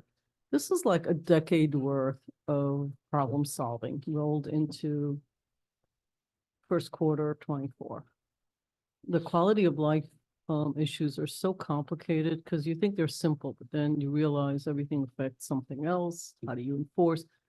Very impressive that you guys rolled it up this way. It's really, as I read each document, I thought it was going to take me days and days, but exciting reading. And I'm not being funny. It was like stuff that people here on this board, previous boards have talked about. We're overwhelmed. How are we going to get there? The idea of how you guys wrote, and I see that I know, Maddie, like your name's on some of them, and Valerie, but I know it's everybody. It's how you looked at, here's the problem, here's a recommended solution, here's how it might get implemented, here's when, page after page, really amazing. I mean, I know people think it's easy. It's just really, really complicated because everything's a domino type. Everything affects something else or someone else as you get through details. So hopefully this is helpful. But again, it's like, which way is the board leaning? What's the priority on it? How much do we still want to get from these folks? When do we think it'll happen, which I know we haven't gone to yet? And who's going to make it happen? Those two pieces, I feel like that'll happen when you come back to us with some of these things. So I mean, I may not look excited, but I think this is like, this is what boards do. This is like, you could talk about one topic, but here we are, like, and I know there are more pages, so I think it's amazing, actually, that you guys were able to bring so much of this together, things that we've been talking about for who knows how long. Very exciting stuff. Stuart, you're being very quiet, but I know it's a work session, so we don't have to call on you. It's like, I know you're gonna say something if, like, we're missing a big storyline or something, so we're counting on that. Great. So we're on to the next bullet. Yes, the next two are actually Valerie's, and the board has standalone memos on both of these topics. So I will pass it to Valerie for the regulation of appearance of vacant storefronts, and then right into the implementation of a rental registry and subsequent inspections. Okay, so a little while ago, again, when we were talking about some of the buckets of the zoning, one of the things that came up were, and I apologize, the memo that you have is actually, I don't know how I managed to miss that, but it says planning board recommendation on proposed zoning, but it actually is about. I was like, oh. Well, there's another memo titled the same thing, so I apologize. I used to think, but but the bottom line is, this board was interested in dealing with vacant storefronts. You do, and I just want to caveat, you do have on the books, like in chapter 162, you already have vacant building registries, right? So we're really focusing on not the vacant buildings themselves, but actually vacant storefronts. And so you do have some options that you could consider if you wanted to start dealing with those types of vacancies that just remain vacant for numerous periods of So time. I just want to insert here, I know Yes. it's for us, but for anybody listening, people call us all the time. This building's vacant, zombie, blah, blah, blah. Building is not vacant if somebody's paying taxes and is using the building for something. And if there's apartments up there and That's it's not correct. vacant, you actually have now narrowed down to this storefront. That's correct. Very smart. Yes. Mayor, I might just to be clear, Please, our definition of vacant though is broader than what you just said. okay, A part of a building can be vacant and qualified to be required to be registered as a vacant building. okay, So it does Fair not, enough. it's not the entire building. okay, Right. fair enough. But one of the things that we'd like to focus on tonight is that you have some additional options that you could start looking at. And some of them deal with, like, for example, with maintenance, putting some additional regulations in, not only just, yes, you do have the ability right now to regulate it for some reason, something's not in disrepair, but you can go a step further in terms of actually requiring certain repairs beyond just health and safety, but in terms of like potential like curb appeal or visual appearance. You also have the ability to look at like window displays or coverings and require that you have certain window displays. And in some cases, in certain communities, they require if you're going to have a window display, it has to be rotated every so many months, or they do allow for certain art to potentially be put onto the windows as a way of, again, the curb appeal while the storefront remains vacant. Other ones have specific signage requiring for contact information for if for some reason there's an issue in terms of like that particular storefront, or the only signage that would be allowed on a vacant storefront is not necessarily the old sign, but just the little for lease sign, and then everything else needs to be removed from the storefront. So it just doesn't look like it's just derelict, but there's ways of creating that curb appeal.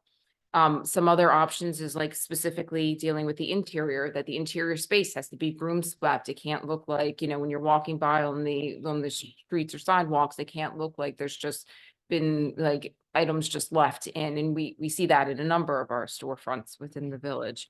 Also registration, storefronts can be registered as vacant. And as Stuart said, you do have that ability, but this could be very clear that once a storefront is vacant for more than a certain period of time, it has to be registered.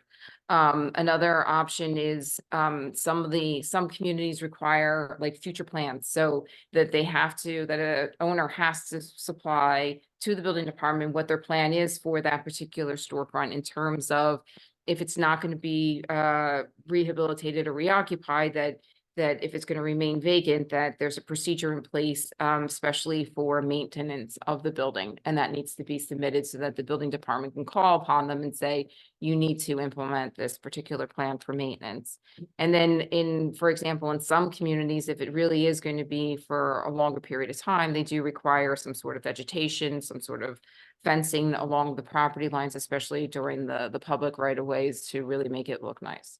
So, I mean, these are options, and what I did provide you with different municipal examples from the city of New Rochelle, Village of Larchmont, Village of Portchester, town of Newcastle, and I also provided city of Saratoga Springs because they specifically focused on some of the historic buildings and certain requirements for anything within a historic district or a registered historic building, which clearly would fall with your downtown. So these are, again, options that if the board wants to look at this a little bit more in detail, we can come back with, you know, some sort of additional regulations for the board to consider. Comments, questions? You have nothing, but they're looking for, do you want them to continue? To continue, that's what they're looking for. That's a Mayor, priority. can you lean into the microphone, please? You want, Bob, you want them to continue to pursue this line? Yes, it's a priority. I consider it high. Okay. Manny? I agree, and I think that's gonna be complemented for that previous law that we established for the vacant buildings itself. Yes, exactly. Yeah, so that, I think that would be Trustee very, Casada, can you also go into the microphone? Thank you. One, like, I mean. so I agree, Maybe yeah, loud. maybe. No, this. Maybe just loud. Can you hear me, Jamie? Perfect. Okay.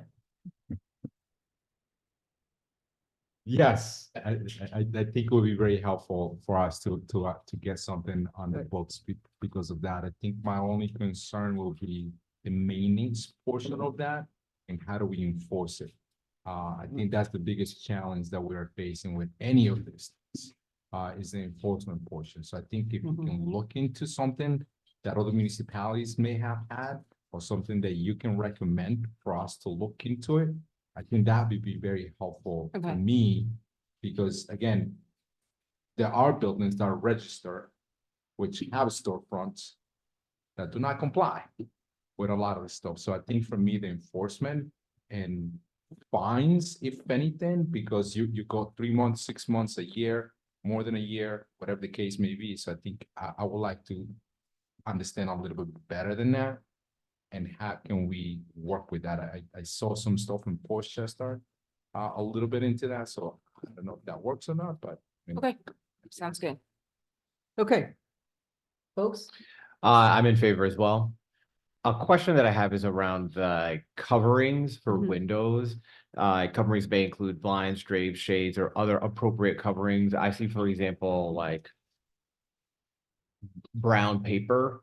Yeah, no, it- those would be, those would then be worked into that they would not be allowed. What happens if you have graphics on the brown paper? You can draw things. Well, there are That you know, some communities that specifically allow for certain types of graphics and stuff like that, but then they have certain material requirements, you know. So They're it doesn't, specific about it. right, Yeah, that makes sense. I will only mention it because the language is other appropriate coverings. And I can see Right. someone, well, brown paper is appropriate. And so being specific about what we mean, I think would be important, but wholesale, I'm in favor. So I think Saratoga, I like what they have. So okay. So just real quickly. 25% coverage on windows. Is a code, correct? Okay, so. It's something that needs to be, Right, if so, you're gonna be covering windows completely, becomes a safety factor. right, exactly. And so some communities, and it was funny because some communities kind of went back and forth on coverings, no coverings. But I think the important part is that, that the coverings themselves, it's specifically a lot of them, if they all do require coverings, it doesn't block complete visibility from the street for, right. So, but it would allow for some sort of like, you know, art or some sort of, you know, or just like window, some sort of window covering in terms of blinds or something like that, but they would have to be clearly visible. Yeah, and some of the graphics also are perforated, so you Right. actually use it becomes more like a seat. I mean, Right. you see those in the city. You see that in the city a lot. So it's there are areas where you can block the whole storefront, but it's very transparent in a way, so. Right. Well, look, just to clarify that the code section that you're referring to, about 25% is actually in the sign law. So, you know, posting signage in there is where we enforce it. When people put blinds and stuff currently now, we don't write it because it's really a sign violation. Okay, we're gonna get back So- to that conversation, but Yes. not tonight. Right. Because that's a whole different problem. Oh, I agree as well. So, the appearance of vacant, so this is vacant, not, so we have a number of folks that, use their retail stores as storage rooms. Right. Right? They're not being used as a deli or bar. They're basically storehouses. Right. I didn't see that in the write-up because I'm not sure how you're defining vacant storefronts, so I would like a definition on those. So that's Yes. technically, I guess, not vacant, but delis shouldn't be a bunch of boxes. Yeah, Right. so I think also, again, language, but I'd like that to be solved because that's Yes. actually one of our big problems. There are like 5 places and buildings that forever we have gotten letters saying, why can't you guys get rid of this? I mean, everybody sees it. It's like the 800-pound elephant in the room. And I don't really like changing entire regulations for all the good characters in our community to solve for 5.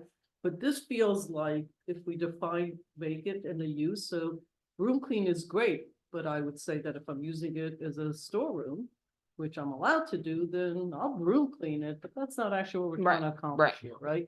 So it would be helpful if you could also absolutely. name vacant as something that's bigger than just vacant and how it's being used. I am really looking forward to, I think you have, the whole board is in agreement, really looking forward to understanding the punitive part of this, right?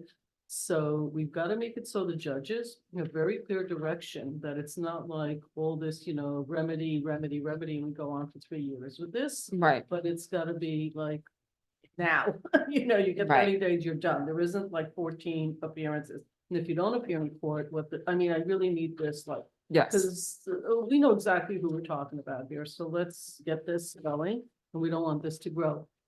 And I noticed when I read the document, that you want to list, or you're recommending a list like the managing agent or something like that.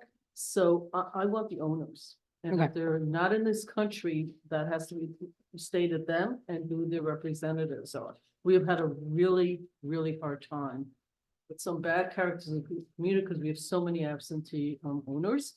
And they just, you know, hire some guy, and if they're not in this country, we can't find them, and there's gotta be a way, so if you could solve for that, I may give you a gold star, I may give you that. It's Sure. big shot. Is there a requirement for Knox boxes on these vacant properties? Jim? The Knox box is required on all the commercial properties, regardless. Okay, So we've been enforcing those in the fire inspection. Okay. Mayor, what many municipalities require, and the reason that the managing agent is important is that it gives us someone in the area mhm, who we can serve and contact. So if the owner is in Massachusetts or in Macedonia, I can have someone who is within 30 minutes of Austin. And that's what most codes require. I want both. I understand, Okay. but the key to knowing the managing agent, because they will be the person who will be designated to accept process, to Understood. contact, but so it's important to know who the owner is, but we have no way now to even make sure who the managing agent is. So that's why we want to do that. It's important for members of this community to know who the owners are, because many of them lived here and now in Florida and many other places, and the community members who object to a lot of this should know who owns the buildings in our community and has left them in bad shape, because that's data points that people should just know. From a legal perspective, you have to know the local person that you could serve, is what I'm hearing.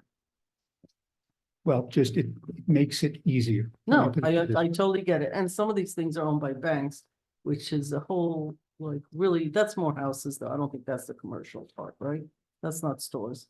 Most of the- No, although there is one that's vacant that is now in foreclosure, so it does Like that. happen. Okay, it does happen. That's actually even more complicated. All right, we're moving down. We're still on Okay, so on the next one is rental registries, inspections and change of ownership. So I know the board has contemplated some of these items in the past, so some of them might be a little bit of a repeat. And that's fine. And we're just giving you the options again. But one of the things that I just wanted to highlight, and again, this is from the US Census, but you have about 9,700 housing units basically in the village of Ossining, and 46% are renter occupied units. And so when you start looking at the number of units that are renter occupied versus the ones that are in multifamily homes, you have about 30% of total rental units that are either in one or two family houses. And the village of Ossining over the years has implemented fire inspections on a 3-year rotation for all houses, 3-family houses or more. And Sorry, Valerie, that's actually state regulations. yes, well, right, yes, thank you. But the village undertakes those on a 3-year rotation. And so basically you have your 1-family and 2-family homes that do have rentals that are not being inspected. So in some communities, to capture the units that don't fall within the regular fire inspections for health and safety, some communities actually regulate those types of units on like change of ownership. So when you have any type of change of ownership, you have to basically get a new inspection or another, what they're calling a change of ownership permit. And that is done in some communities, do it for all properties, and then some target very specific properties that fall outside of these, like basically fall outside of the fire inspections. Some other communities actually do a rental registry, which is different than the change of ownership inspections. And what that basically is, again, very similar to the rental registry the registry that you have for vacant buildings, it would be for the rental registries. And they really focus and they target those on your 1-family and 2-family homes that again, fall outside of the fire inspection requirements. And then the other big bucket is really inspections in general. What the village already has many of the inspection regulations that are like model regulations that are put forth by New York State in Chapter 162. But there are some additional things that we could probably look at and consider amending Chapter 162 to include more of. But really the crux of these, trying to deal with health and safety issues for the 1- and 2-family homes that are renting are really either the change of ownership or the rental registries. if someone has, I don't know, a 2-family, but doesn't register that they have a 2-family or 3-family, what happens to them? So rental registries are great when people do what they're supposed to, which is Right. register. And you can manage it, but other people simply won't register. So how does that work? Right, so I think I don't know, Joe, if you want to weigh in, but I think really for the most part, by creating the requirements, it allows for the building department to enforce, especially when they start seeing situations where it's clearly there's rentals, it's not owner occupied, and that they can actually then require that rental registry to take place. Similar to like the vacant buildings, if somebody like leaves the building, they don't necessarily automatically register, but then it provides the building department means to get them to register. I guess, Mayor, to answer to that, if we put this into a law, the way I think we'd have to enforce it is we'd have the list of all the properties that do register and then compare them in our computer who not. And those would be the people we'd have to send notices to or violations to them, saying you have a 2-family home. If you are renting, I would assume even if you're owner occupied, you're renting the other apartment, that you'd have to allow us to check to see if you are required to register. Now, there are some communities that even go a little bit further and they just only, well, excuse me, they actually only require the rental registries for two-family homes that are, or that are not owner occupied, right? So if you have if you are owner occupied, but you happen to be renting the other unit, that they do not have to do a rental registry. It's really more of the absentee landlords. All right, and I'm gonna open it up, but the assessor has a different number than the census. My last recollection was 53%, not 46%. Right, census a can be real- a little bit off, yes, that's So there's a correct. real disconnect between what our assessor has and what you guys have across the board. It's not in our 6 documents that were sent to us. Maybe one day we could figure out why the assessor has a different number. That's because of the inspections that are done for the assessor. So if the inspector sees, for example, an extra air conditioner upstairs, they may list that as a 3. Even if our building records and the zone it's in is a 2-family. We have this all the time. Right. We have people who say, I bought it, it was sold as a 3-family. But they need to check because the assessor's record does not determine what is required under the building code. And the numbers I gave you tonight, the percentages were really, they're renter occupied. They're not necessarily renter two-family or renter single. They're just units within the village that are renter occupied. So in the next iteration, next year, you may want to start aligning what the assessor sees. I'm wondering whether they're more accurate actually or less accurate. But it might be a way to also justify being able to check whether a place is 3, aside from the fact that when Yes. we drive by, we all know, but actually legal to see whether something is 3 or 2. Rather than this continuous, I'm not saying for this, because like, it's a lot here, we load the horse cart with so much weight, the horse is gonna die. So let's keep it, moving. That said, if you could put it on a whiteboard for maybe another conversation, so that every budget season I sit for the assessors conversation, that. But it might be a way to approach it. We do use the assessor's records for the purpose of sending out fire inspection notices, so if they're stating that it's a 3-family, even if our record says it should be a 2, we schedule the inspection and see if they're actually a 3-family, then they get a violation for creating another unit. Or if their assessor is incorrect, and it's a 2-family, we're able to verify that, and then we send a change. So you're already working. We've had a couple where we've had a number where we've seen where they've assessed the tax for say I a got it. 3-family and it's a I- 2-family. I- they can- We have thousands and you get a couple of, you just in 20 projects. Okay, opening it up, I'm in favor. I think you're on the right track. I think it should be both owner occupied and vacant owners. So not just the one. All the way.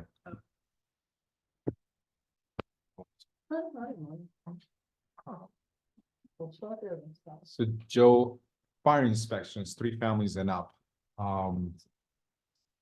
What is your backlog on that? We were behind a lot, especially during the time of COVID where we couldn't get in, but What is a Um, lot? What is behind? I mean, we're making progress to do areas. Like this 1 year we'll do everything from say Route 9 up Croton Avenue in that direction, get all the 3 families, commercial buildings, and do next time we do northern portion of Highland Avenue in that area. The next year we do from Main Street along South Highland going in that direction. So we're beginning, at least over the last couple of years, to start to hit areas at a time. How many people are qualified to do those inspections on your department? Right now, No, people. right now, 5. How many of those 5 actually are doing those inspections? 4, Okay, other than me. I don't count you. In 5, I was counting myself. Okay, well, don't count you, say, because that's, but yes, you're qualified to do those inspections, obviously. So I'm a little bit different than Bob, because we done this exercise before, sure. The registered portion, we did that. And for me, it was, and I'm sorry that Rita left because she was part of that board that we looked at this and we said no at that point. There was a reason why. I think I'm more, the reason was pretty much part of what the reason why I was asking Joe, what is the backlog? Because now it's not just fire inspections that they have to do. Now it's literally every single unit that you have to do. So if we don't have a department that has full staff, that means we're gonna have to hire them. Because now we are investing, it was like when we're trying to do the register for all the multiple buildings. So it became part of the whole different project within itself that became invest in us to bring more staff Yeah. to that department. So for me, I can agree, but I disagree to the point of at least we have it on the books that we can go in and do it. yeah. Right now, we don't have anything. We establishing laws that we cannot enforce. Well, So can I just necessarily speak true. to that? excuse Yeah, me, but I'm not done yet. So Okay. please, when I'm Okay. done, then you can put in your Okay. 2 cents. So I'm a little bit more into when it's a sell. You know, because we can, some of the stuff, we don't have a CO in some of the properties, sure, we can establish that. And we can establish the inspections of those properties there. Even when you do a pre-letter as well, you get the option to go to one of those 2 families or 1 family homes that you're not able to get in. So I think if we can focus on that, I think we have a better chance to actually establish a lot of the stuff. Because the other part, and I will ask you to call other municipalities like Monkisco that I looked at a couple of years back and ask them. Don't call the village manager, call the building department, talk to the building inspector there, talk to the staff and see what the challenges are and what the opportunities they have. So I'm not gonna tell you, what they told me a couple of years back, but I can ask you to actually see what the challenges are. I'm not here, like we said a couple of years back, we don't want to establish laws that they're literally just laws there sitting in a book. I want to make sure that I'm concentrating, I'm guiding the staff to actually establish stuff that we can enforce. And that's what we're talking about, all these things. So we have all these items that we want to make sure we are able to enforce, that your department be able to enforce. Rika mentioned the courts are be able to enforce. I don't want to just create laws by creating laws. Okay, so I think the direction tonight's conversation is to get input. We're getting the input. They'll come back with, we're gonna go to the next 2 folks, hearing the input. As I said earlier, there are 5 pieces of what, it doesn't all matter what we're doing exactly today. You're just gathering, right? This is the hourglass. Data going in, going through, and then you guys will put something together. And then we'll have a conversation about the details and getting into the weeds a little bit here and there, what others are doing. And I go through. Can I just clarify one point though, Okay. so everybody, the board's understanding? We know that the capacity has come up in the past when we've discussed this. Because the issue that we're seeing is affecting a fair number of properties that we're not legally able to inspect. We understand the capacity issue. There are a few things we might be able to do to amp that up, and we can come back subsequently. But our concern is this is probably one of the biggest issues we have is the smaller, less than 3 units.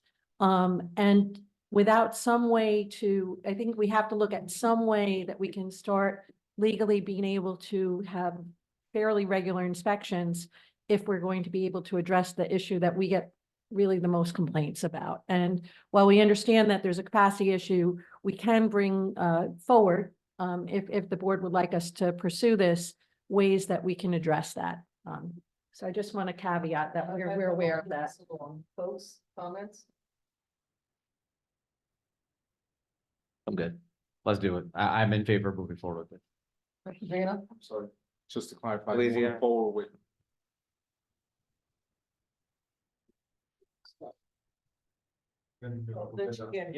Sorry. So just to kind of clarify. Yeah. I don't know, Probably probably, turn off that other one. it is off. Oh, it's off, it was off. Probably it is me. So just to clarify, you want them to look at the 2 options that they kind of suggested. Correct, the change of ownership permits and the rental registries. You see, to me, and just in general, to me, a lot of the stuff for me to give guidance to the staff is like, we should really look into this, because now they presented these two options and they have recommendations on this. Part of the memo is like, option this, do we do this? If we do this, we do this. So they already looked into this. For me to give them the guidance is, I want option A, and I wanted to concentrate on option A. So to me, telling the staff to go back and come back, and I'm talking about just in general, all the topics that we're talking about, Yeah. is counterproductive, because now we're telling them, you need to come back with more information about both of those topics. If that's the direction that the board wants, and there's no issues. But if we want to concentrate on one of them, so the staff kind of concentrates on one issue, one solution, and give us options on that one solution. Yeah. I think that's for me, that would be best for staff. That's all. What would be most helpful to hear from me? It looks like you were gonna say Maybe I something, can Stuart. say this. Yeah. This is a topic that has been looked at. In 2017, when I started, it was before that with my predecessor. We have a lot of work on this. So for Valerie, myself, Joe, Maddie, to put something together, which is, let's call it registration light, which is just essentially a registry, versus the harder one, which is to actually with the change. We can do both. Yeah. Because they can both be presented. They both have pluses and minuses, but a lot of this groundwork has been done. Yeah. Many of our Hudson River communities do it already. So we can this is not reinventing the wheel. The wheel's already there. It's in, so we can do both to then come back to you and say, okay, if you went down Route A, this is where you were. If you went down Right. Route B, this is where you are. And then at that point, you can say, okay, you know what? We're just gonna do registry. And this is where we are, and then we can just do it. So that's fine. It's not for our perspective, it's not really as heavy a lift because the work's actually been done. That's helpful. And thank you. If you guys feel that that's something that you guys are not here, so story, you're 100% correct. We've been doing this. Long time. Right. Yes.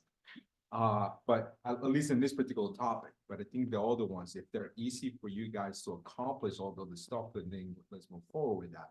For me, it was more like on the other topics, I prefer A than B, concentrate on A at this point and kind of Right. move to the next step. But No, that makes sense. I mean, I think really we were just looking, if you were like, we're absolutely against A, then we won't come back with A, but if we're open to both, we'll come back with both. And that way you can see like as Stuart said, the pros and cons of both.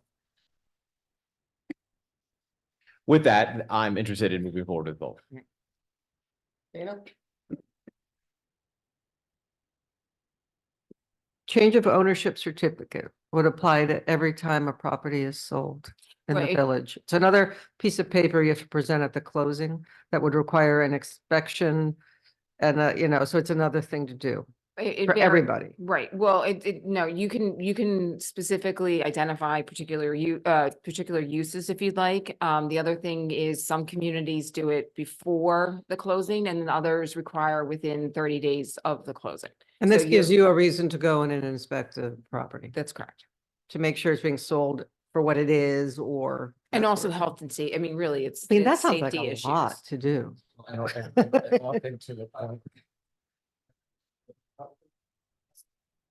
Right. The title searches don't do that. but title search, yeah.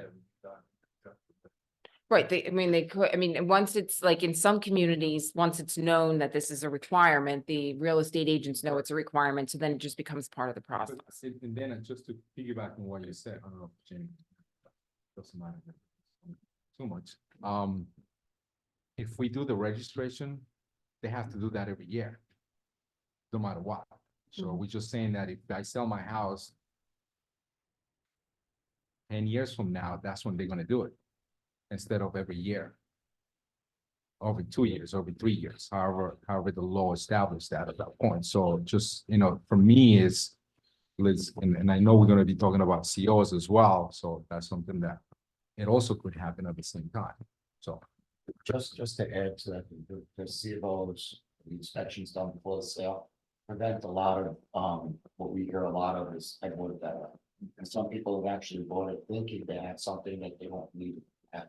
So, you know, it does prevent somebody getting into the sale of the property, maybe spend paying more money for what it's worth and realizing they don't have a three-family unit.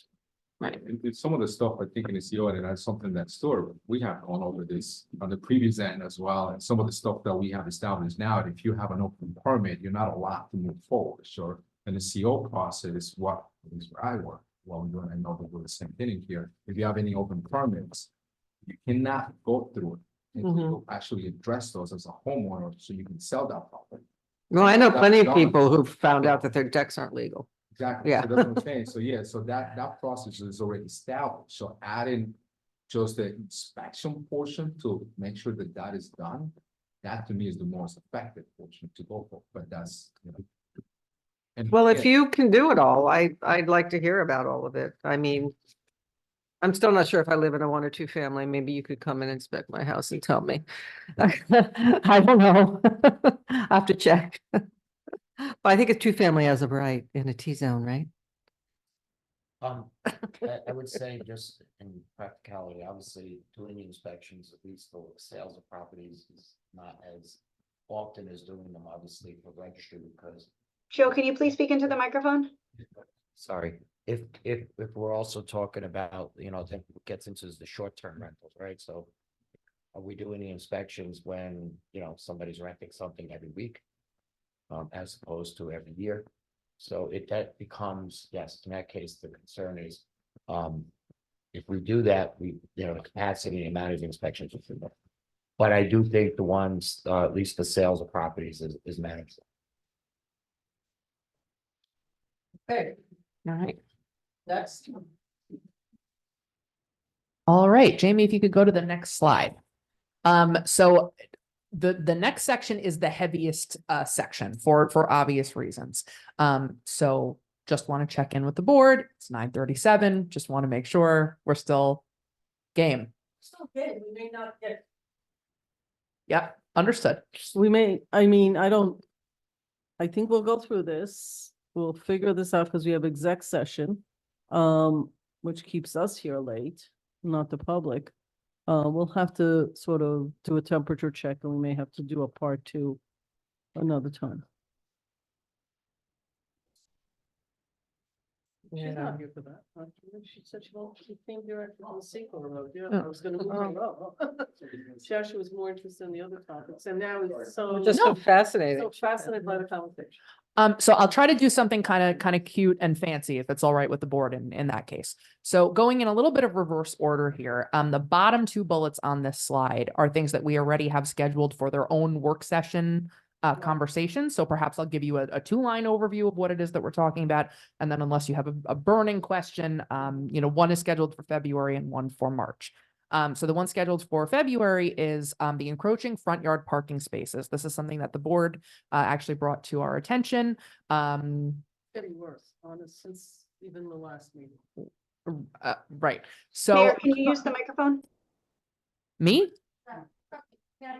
Okay, so DPW did a lot of the heavy lifting on this one. They've actually put together a beautiful PowerPoint presentation for the board, which we can send to you right after this meeting, so you have it handy in preparation for that work session in February. But basically getting an inventory of really the breadth of the issue. So they went down every street in the village and So they have photographed. an inventory. They have an inventory as of a date certain, which hopefully will inform the conversation in February. About 3 distinct paths that we're going to present to the board about the pros and cons of each, how you want us to proceed with the encroaching parking So any spaces. work being done in the past, like couple of weeks and the next 2-3 weeks aren't gonna matter to me as much as long as there's an inventory of where we are right now. Exactly right. So we have that as of a That's date great. certain, unless there's anything that we want to talk about. Yeah. Perhaps I can wait until the February, I think, 28th work session. Good. Next. I guess just, I would love to see that, so I can. Happy to send it out right away. And again, a photograph tagged to each address. Wow. And then we can thank Mr. Mike Duffy for that I effort. was He just did a gonna great ask job. if that was done that way. Yep. That is phenomenal. Um, Next. The fourth bullet is something that this board has been hard at work on since everyone has been sitting in these seats, and I suspect everyone in this room is also intimately familiar with, which is our overnight hardship parking program.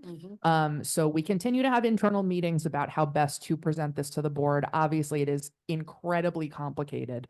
We have what we believe are some very good demand side solutions that we want to recommend to the board in terms of the application process for 2025. We are also hopeful that with the help of Sergeant McGovern and the police department, we are going to be able to do it all virtually by that time. So in partnership with FBS, our new parking enforcement vendor, and the hardware we already have, there should be no issue with being able to do that. We've already had conversations with the clerk's office and the police department, Joe and myself, about making sure that the process is as tight as it can be for right now, and making sure that we're actually enforcing the law as it stands on the books today. So we're really excited to really dig in. And again, we have this scheduled for a work session at the end of March. We will give you material well in advance of that, because again, it's a bit of a complicated issue. So of course, there's going to be a bunch of solutions that we're going to recommend, and then the board can have a conversation similar to this evening, where you sort of tell us, here's what we like, here's what we don't. Please work harder. Is in that discussion anywhere Joe's recommendation for the past 3 years that where people are able to build driveways that today they don't, or they've closed them off, even though they have a driveway, that they're required to do that? Is that in there or not? We, part of what we're actually doing now, is making sure that people legitimately do not have, an on-street parking. So an off-street parking, I'm sorry, an off-street parking option. So that's already one of the things we're doing when we are giving out these permits, but, we have looked at those properties and have an inventory on the properties too, where we, where there may be more parking off-street than is being utilized effectively. The difficulty, as I'm sure everyone who can hear this is aware, if it's a house that has no driveway whatsoever, it's pretty clear. If it's a house that has perhaps 2 parking spots, it's maybe not as clear. So that is not actually what Joe had said in the past 2 or 3 years. I was on Ferris today. I was on Dale. It's grass now. There is room to excavate a driveway, and there's plenty of room in the back. They just have chosen not to do that. There probably at one time was, in fact, a number of those, you could see the curb cuts. You have room on your property to put a driveway. You've chosen not to, mostly because you're using the backyard for other things, etc. That is something that Joe had brought to our attention, said that he believed that if there is space to put a driveway in, people should do that, not use hardship. That's different than a house that's all the way to the end of the property and literally, or there's a cliff at the end and they actually cannot put a driveway in or anything like that. Correct. And that's the summary that was done. We had the intern do that inventory. Ish.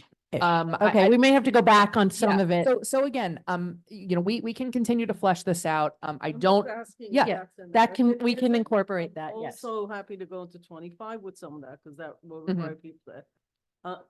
I'm just saying that I actually That- listened to when he talks, and that was something he had recommended more than once. That's something we discussed as well, because if you're a landlord that you have, especially if you have rentals and you have the space on your property to create parking, that's something we talked about, that you are enforcing the fact that they need to provide it.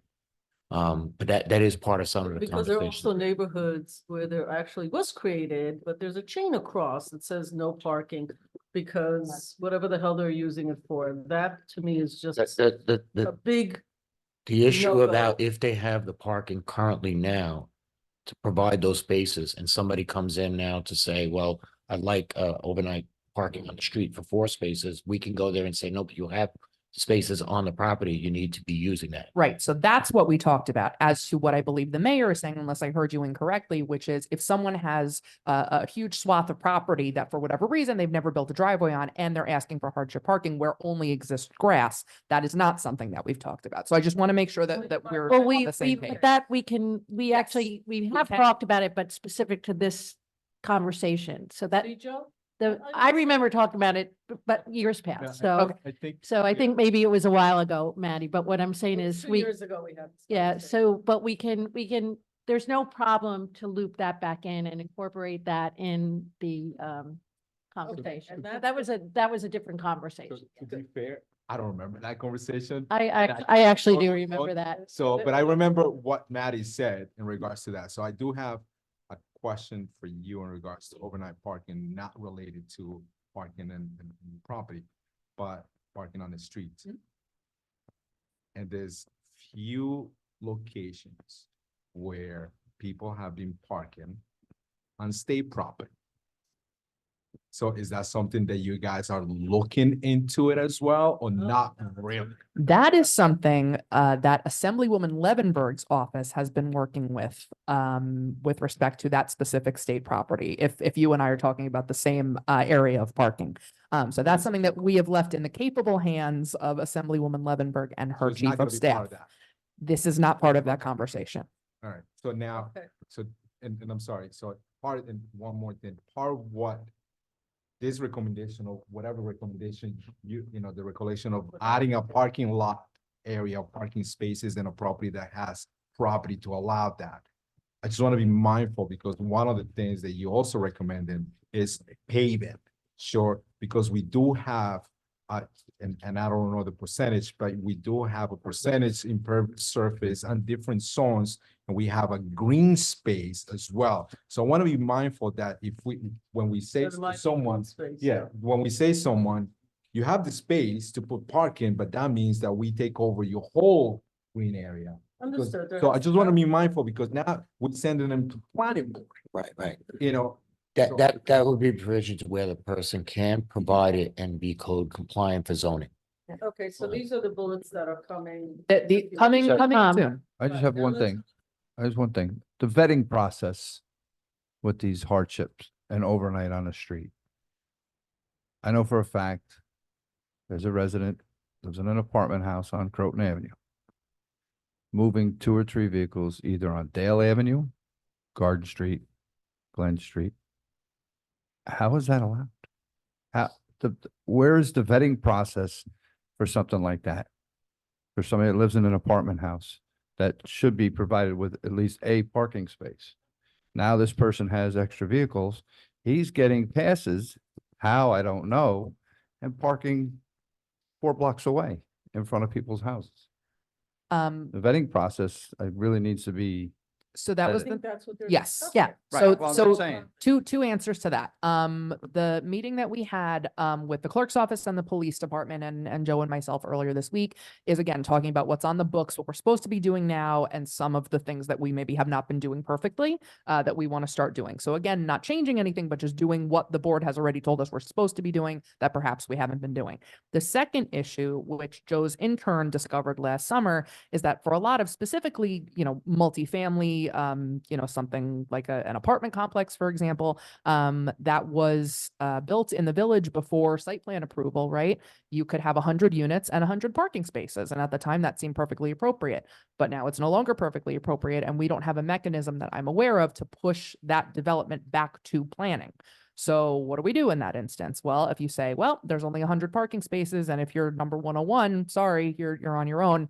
That's one of the many complicated issues that we're going to have to sort of iron out here, because with respect to the larger complexes, that is going to be the hardest nut to crack for sure.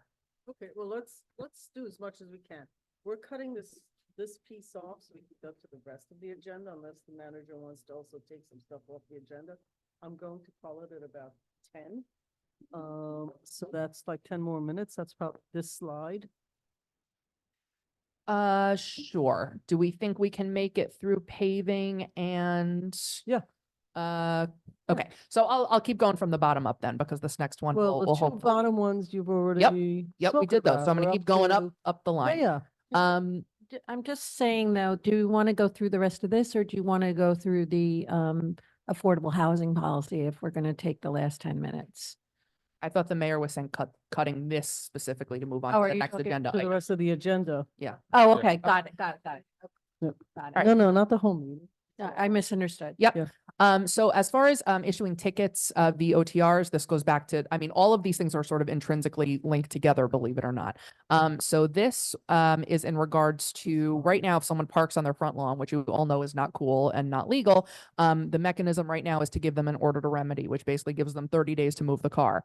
And of course, the next day when they get up to go to work, the car will be moved and then it's time to write another OTR, which obviously is not a good use of anyone's time.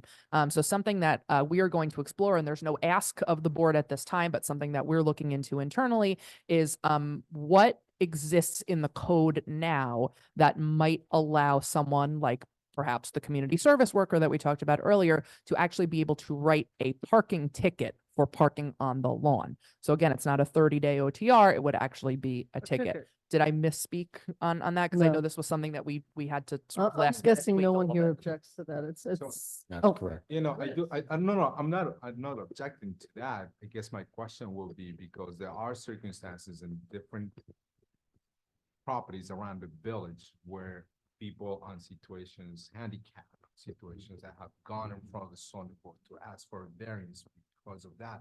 Or forget about handicaps for that sake, but there are properties that have gone in front of the zoning board that have allowed to be parked in front of the properties. So I just want to make sure that whoever writes these tickets or these OTRs actually enforcing the properties that actually do not have those permissions either from the zoning board, planning board process. They don't have permissions from the zoning board to grant to park on the grass. So if they're getting a But variance, what it's to happens? park in a yeah, proper but what parking happens space. if my grass is made out of pavers, impermeable pavers that actually is part of my site plan approval? Right. So I want to make sure that they're legally parking more or less, that they Yeah. have gone through the process and obtaining their, the zoning. And that's why, Yeah. the police department will be working together with our code So enforcement that's for what, those that's type what I of want to make items. sure that. But is specifically, if you're parking on an unpaved area on the grass, it would be a ticket. Yep, and good point. Certainly something we can look into. I think the important thing, tickets versus OTRs. So Mhm. we're moving to tickets. Yep, I'd like to exactly move right. Tickets on like most things because these OTRs are not working. And they're just bottling up the court system. And then the last one, which I know that this board has spoken about not too terribly long ago, because I know that I was still around, was the issue of excess paving. And again, all four of these are sort of tied together very, very closely.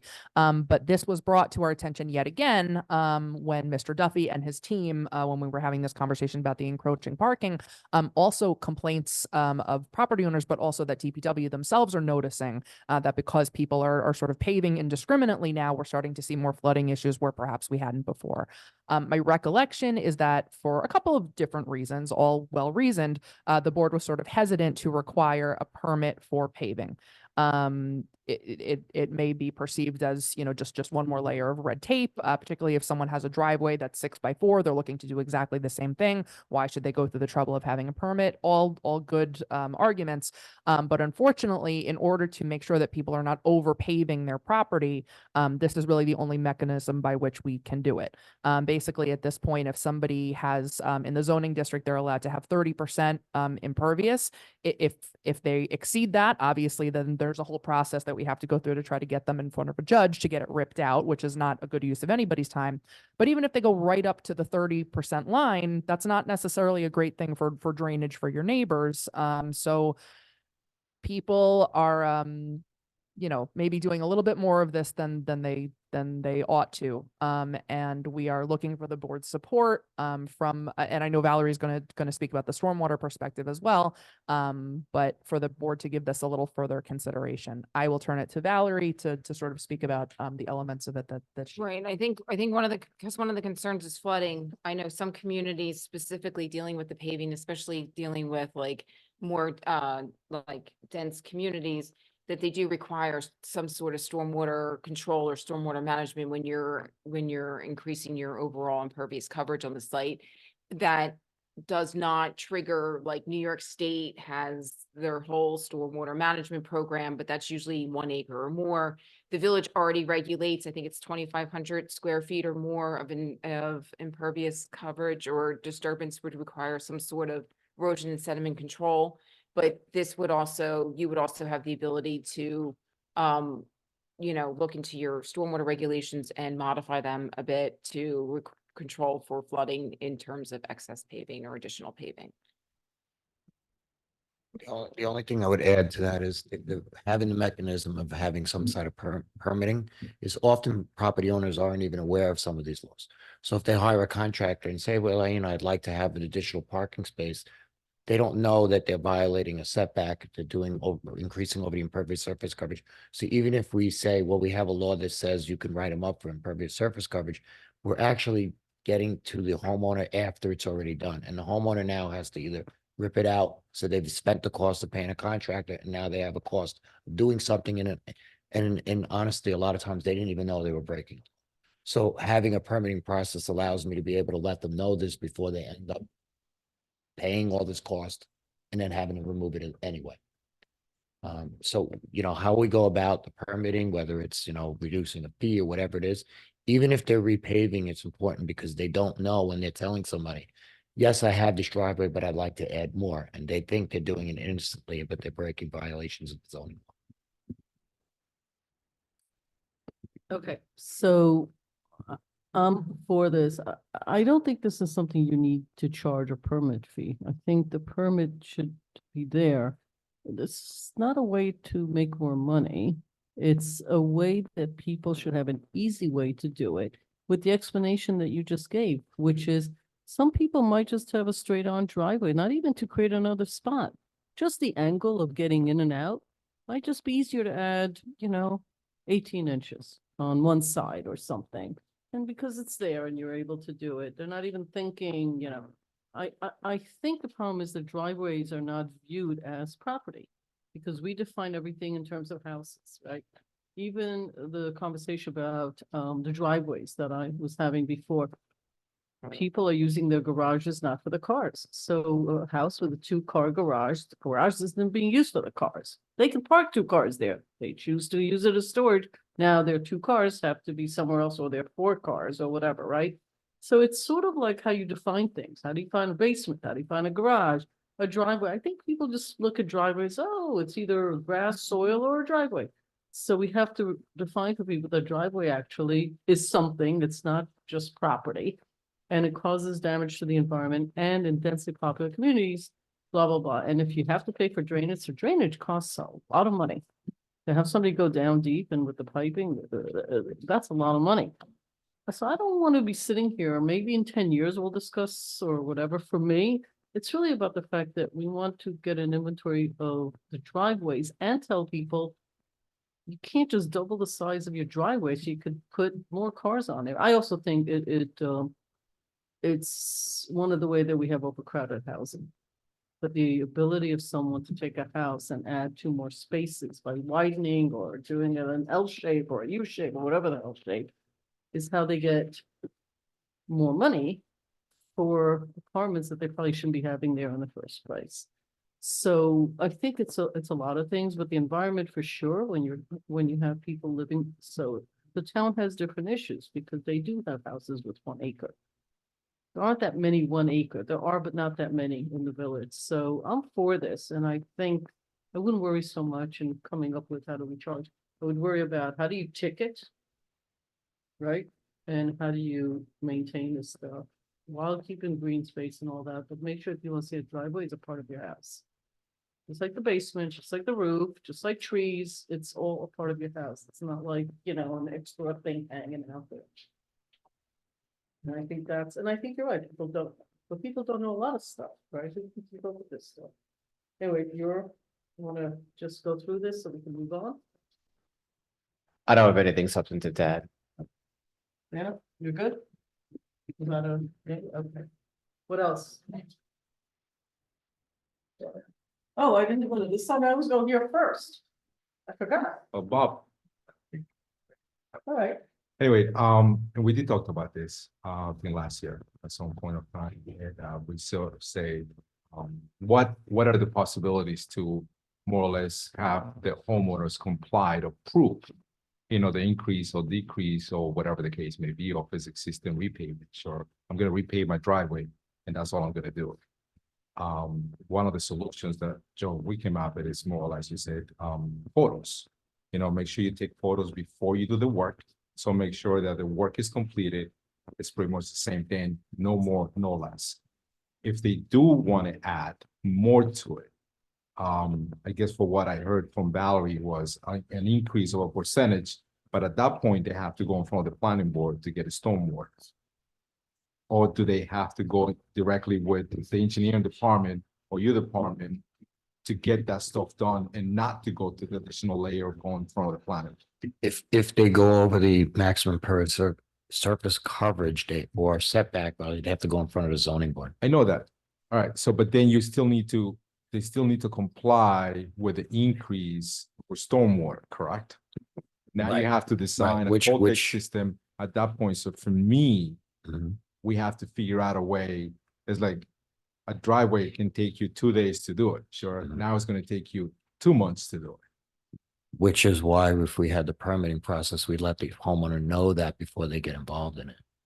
So if you need to design a stormwater, now they say, well, now I gotta get a design professional who's gonna come in and design this. They may not do it and say, I'll just keep what I have. Keeping. Not saying that they wouldn't repave pave what they it. have, Okay. but they may not So- say, I had intention of adding another space or two, but now with all of this, I'll leave it as is. So, and again, and that, you're right, Valerie, this is not an Austin problem. No. This is a Westchester and probably even bigger than that problem, because Mount Pleasant is pretty much having the same problems. Right. You know, one of the difficulties portion of where I work is pretty much, it's drainage. They actually put the pipes and drainage from the overflow into the right of way, the streets right of way. And that's a difficult, I don't see that too much in here, but I'm not saying that that doesn't happen. So that's something that maybe you guys should. So sometimes they do that. They have the option if they can. There is obviously a cost to it. If you have a catch basin in front of your house, you can tap into course. it. If you don't, and you have to tap into a pipe between catch basins, obviously you have to do a street opening permit and Well- dealing with the Department of Public Works. But the option is if they can't maintain the stormwater on their property, they can propose to do it by tying into the village's storm system. Well, that's part of the other option. And some other municipalities, what they have is 10 feet to 15 feet away from the property line, and they create some sort of swell or some sort of with a catch basin within their own property itself, not requiring permits. You know, as long as they do that, that would be an option. But I guess in general, I would like to see a little bit more in what that is. And obviously, if we can keep it as a minimum, to me, I'm gonna go with Rika. I will hate to create a fee for this. You know, it's the same thing as we talked about many years ago for roof permit. New York State doesn't require a roof permit. You know, we were requiring a roof permit. So Yeah, which we don't do anymore. I, But Okay. no, it's no So you problem. have It's not, action for if your it- next steps. if it's not a fee, I don't, it's. You're good. Okay, I know we're coming to an end on this. I just want to thank the board. The next two topics are really just things that we're boasting about, that we're really excited. And we couldn't have done all of these things that we've been able to do without the support of the board for the department. oh, So I did just you want to wanna say, do the next two things so you can boast? no, or should it- we're gonna post the memo in the agenda. Oh, We just okay. wanted to go No, through I it with you wanna give you first. the spotlight, if that's all, you know, if you're not requiring anything of the board. then Or not, go we just for it. really wanted to say thank you and let you know that, you know, the hard work that you've done has not gone unnoticed by the staff. And that we're excited to keep bringing, more innovations to the community next year. Well, I'm So- gonna, and I told you this earlier, I think the work done for me, like 95% of this is fantastic. My only concern is implementation and making sure the courthouse, from what I understand, we now have, unlike what somebody said at a meeting the other day, that their courthouse is the business, actually, statistically, the Austin courthouse has now become the busiest in the county. And we need to start getting rid of all of these remedy, but start ticketing and get rid of some of the stuff and find other ways of dealing with people, even the permitting. That could be a person, even if it's drainage, think about how much you want to send to the different land use board. Solutions, I'm not giving you solutions, but this is a time that you can be creative and, you know, this is great. I mean, I'm sure the whole board appreciates this. It's just a ton of work. Because our village has gone from a sleepy little town. I don't have any proof I feel during COVID, with so much work being allowed to be done outside, that people went a little bit. They really went for it. They had a lot of time at home and they needed more space because they were crowded. And you were allowed to do work outside. And we were very generous by not driving around and ticketing people and all of that. And I think we spent 2 years of this stuff just ballooned and we're feeling it. So I appreciate like all of this work coming to a head. It's a lot of stuff. So really wonderful. Really kudos to the whole team. Thank you. It is a lot, but we, all of this is, getting the guidance on this is very helpful so that we can go forward, plan it out for knocking the rest of the stuff out during the course of the year and going forward, because ultimately this will make things easier too. One of the other issues that we've been talking about for some time, and we've been working with Jackie Shaw, who just happens to be here tonight, at IFCA, and as well as Marilyn Geraldo in our housing voucher Section 8 program. We have an affordable housing program in the village. It's comprised of 2 programs, essentially the affordable set aside, which requires that all new developments, 6 units or over, dedicate 10% of their property to be, or rental property as affordable at 80% area median income or less. And we also have an ETPA opt-out program for larger properties. I believe it's 20 units, over 20 units. Over But ETPA is 20 or more. 20 or more. And this is an opt-out program for if landlords feel that they can maintain their over 20% or 20% rather of their total rental units at 50% AMI, they can opt out of the ETPA program. And we do have 2 property owners that have opted to opt out. However, it's really, really important that we just don't take, there's specific rules that apply to how we make sure that people are in compliance with these rental limits. And again, making sure that these programs are implemented consistently and fairly, and that everybody is using the same guidelines for implementation and making sure that they can vet these tenants appropriately so that everybody's on an equal playing field is something that is really important. So we've been working a lot to make sure that our requirements are crystal clear for the landlords and also for IFCA, who does the bulk of the recruitment for these properties and also all the lease ups, annual lease ups. It's a lot of work to make sure that this is done right. So with that, I would like to hand it over to Valerie to talk more specifically about what we're recommending to make sure that we are running this program as effectively as possible. Right, so I know it's late, so I won't take too much of your time. So the first is just we're developing a form, basically just an ETPA documentation checklist. It's really to go to the land or the property owners that opted out, and then this would be documentation requirements that they would have to submit to the village, so that we can just make sure that they're adhering to their opt-out agreements and also that they're moving forward with the terms of their agreements with the village. So the documentation that we specifically identified is based upon the agreements made with the village, and this would be required for them to submit for each unit every year. The second document is really focusing on our affordable housing. What we wanted to do is really kind of almost like a little bit of a welcome packet for new landlords that are going to be entering into the program. And basically what we want to do is we want to provide them 2 different options. The first option is basically what we're calling is a landlord tenant selection, so that they could select their own tenants if they choose to. But then there would be a specific checklist in which they would have to provide the village information in terms of that documentation that they're actually meeting the requirements of the affordable housing program, and IFCA would review those particular documentation just to make sure that yes, those tenants do meet that program requirements. And then the second option is that the landlords can actually rely on IFCA to do the tenant selection for them. And similar to the Section 8 housing voucher program in the village, the IFCA would identify 3 potential tenants, would provide those tenants to the landlord, and the landlord could select from one of those 3 tenants. And all tenants would have met the same criteria and they have the same documentation that they would have submitted that we're requiring for the landlords to provide to us if they decide to do their own tenant selection.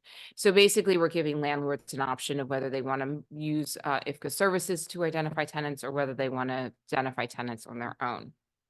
And then the third form is really just basically the renewals, which we're requiring tenants to provide us, landlords to provide us of their tenants to recertify that they are continuing in the program and then they do meet the requirements, and IFCA will review that information as well. So that basically summarizes what we plan, how we'd like to kind of unroll this, get a little bit formalized, and then also provide landlords additional information on the program. Okay, anybody have questions? You're looking for direction from the board to go forward with that. Yes, we are looking for just, we can move forward with these forms and finish our work in getting this organized. Okay, comments from the left? I'm excited for that. I think that's something that would be very useful. Hopefully it got I like the excited options. too about additional stuff. I think for me it's always been a concern of and maybe I can call you tomorrow, not today. Oh, do it today, please. I will not call you after our meeting. That's She's an empty nester now. She's gonna be up partying tonight. but we always talked about affordable housing for the village. The concern always has been, we cannot always provide those affordable units to village residents. And obviously I know me asking to kind of create something or drop something is going to be impossible. We cannot do that, unfortunately.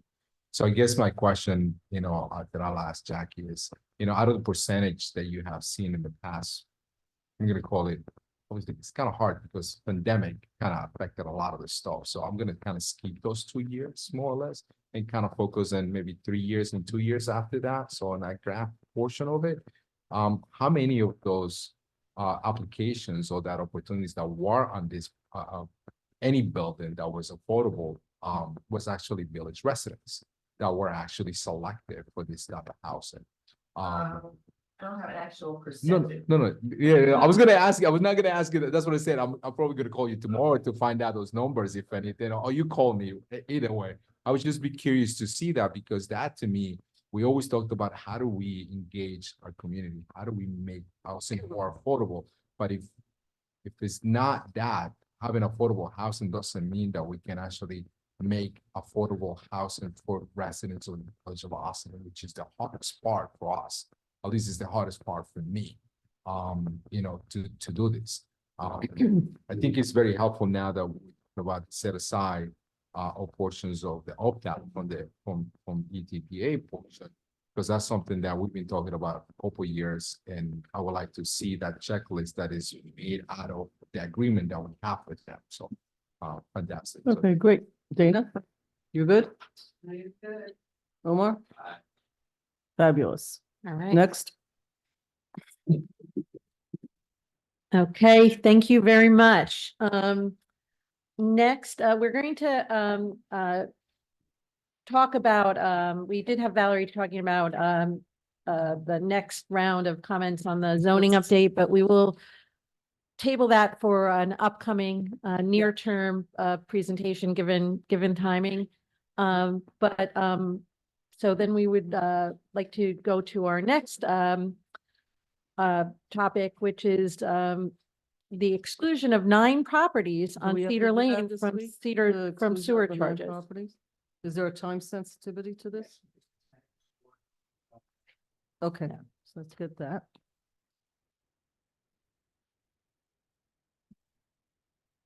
Thank you. Thank you, folks. Thank you. Much Thank you, appreciated. Valerie. Great job. Joe. Yeah, they're leaving. They're gonna leave because they can. Okay, Stuart. Sure. There are 9 properties on Cedar Lane that are, that have septic.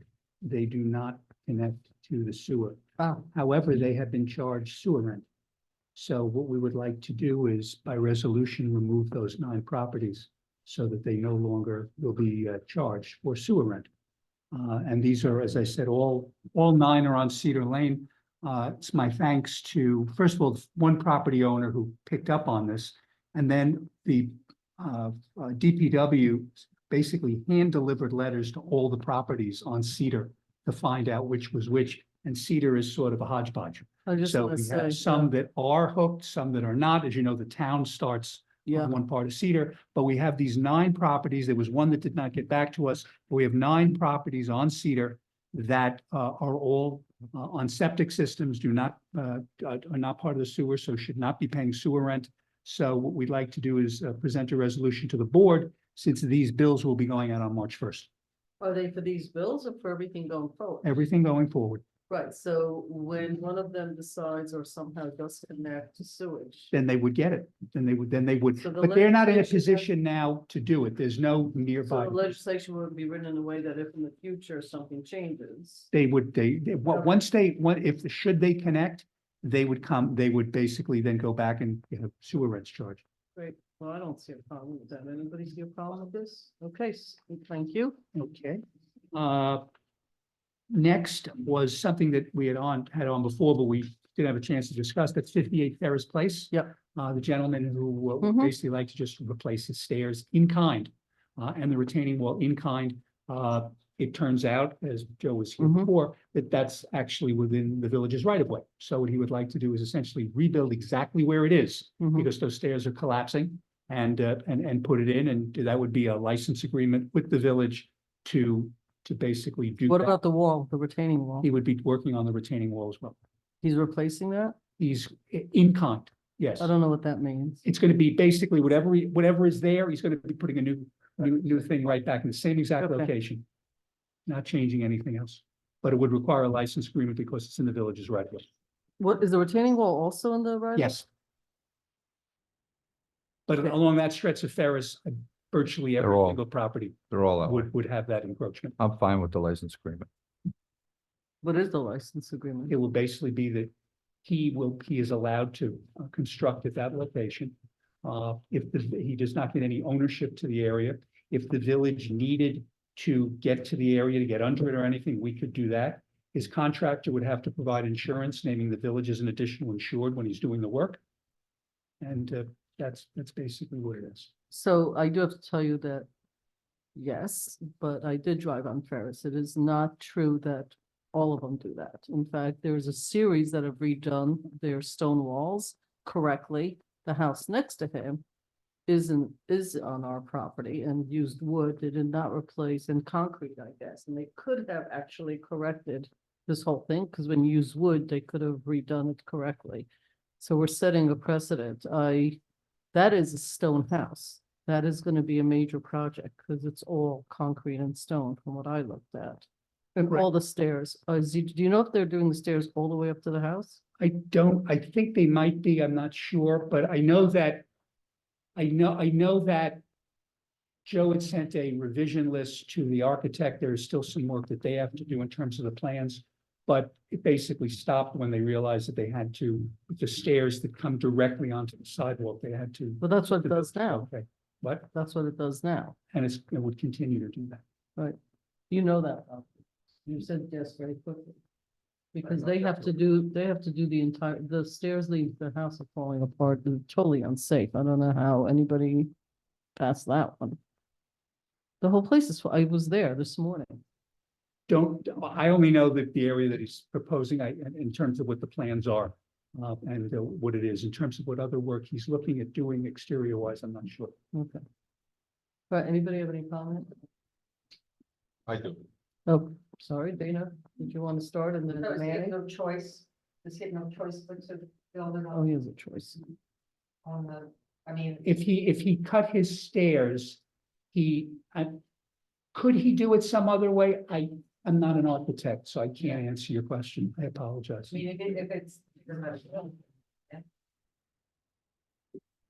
I'm just trying to look at it right now. Well, here's a picture, if it helps. It's totally a stone house and You want Jamie to If she can. it's actually quite pretty, except it's falling apart. Jamie, if you have the Google Maps picture of 58 Ferris Yeah. Sure, one moment. Let's replace that wall and the stairs. and the stairs. And the concrete that wall is on. Yeah, I think the concrete particularly is the portion that comes onto village property. Mhm. The village property includes that strip of grass and goes beyond the side. Yeah. Yes. Because that's how this survey is.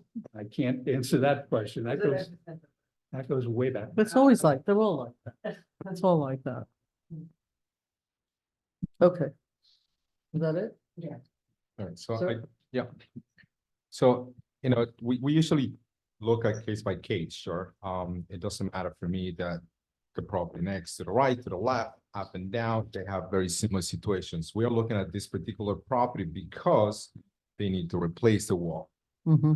Based on that information that was provided to us, based on the survey that was provided to us, based on the drawings that are on the public and the ones that I'm reading here right now, I'm gonna say no to this. The reason why I'm saying no to this is because the wall and part of the steps are actually, and please forgive me because it's very hard to see the survey, I'm gonna call that is less than within a foot from the property line. So you have their property line, their wall is over about a foot. When you do excavation to replace that wall, you're actually excavating more than a foot. So this property has that opportunity to bring back the wall, to bring back the steps, and don't have any agreements with the village. Based on that information that we are provided, that was provided to us, I'm gonna say no to this. So So- to touch on that. On an assumption that it's 10 inches or 12 inches or 5 feet. The footing that's underneath there, or the alleged footing that's underneath there, you can't just preeminently move a wall 10 inches back on this footing. That would involve engineering, a whole new footing and all of that. And I'm sorry, Bob, but looking at the drawings, as I showed you early today, they actually are providing new footings. And they do have to hire an engineer because of the wall system that they are requiring. And if they're talking about footings, there's something that called underpinning, or you can extend the footing as well. If you're doing all this work, you can definitely do that. And the type of wall system that they could be providing, if they don't want to do this, they can do something else where you don't require a footing, that you can go up to 5 feet. So you really, depending on the wall system that you want to design, you don't have to have a footing on some of these walls. So I'm gonna go out on a wing and say that footing drawing is a boilerplate footing drawing that he provided. So, but there is an existing footing, and I've been told that they want to replace it right where it was. And on top of the existing footing that's there. We've got these license agreements. Right? We have done license agreements like I this with other noticed. folks. Yes. Yeah. But it's a So- one-by-one case. Otherwise, there's no reason for us to be And, here. and just keep in mind though, even though we have done license agreements, we also have said, if you have that opportunity to be within your property itself, do that. That's the reason why we have done several of those. We actually have one of them to remove the wall. Because they did it without a permit and they had that opportunity to do that within the property itself. So for me, I go case by case, information by information about I'm not gonna assume things based on that information that was provided by a licensed architect that is here, even though I disagree with some of this information that is part of these drawings. But that being said, again, I don't think having that opportunity to have to move the wall back 12 inches back, I don't see why we need to go through this exercise. Did somebody from the building department go look at this? Because they have to redo all those stairs. They're gonna have to excavate anyway. This is like literally falling I've apart. provided the board with the revision list that Joe provided to the And architect. he feels that this is the only way to do this. Joe doesn't look at Yeah. it from that perspective, Mayor. He looks at it in terms of the plans presented. And when he saw that it encroached on the village right Yeah, of way, okay. he indicates in his revision letter that they need to get a license agreement. All right, so where are we on this? I mean, I went there. They have to redo the whole thing and they should do it correctly. There's no reason to build it on what exists now because the whole thing has to be excavated out. Those stairs are dangerous and should be done all the way to the house. They're totally falling apart.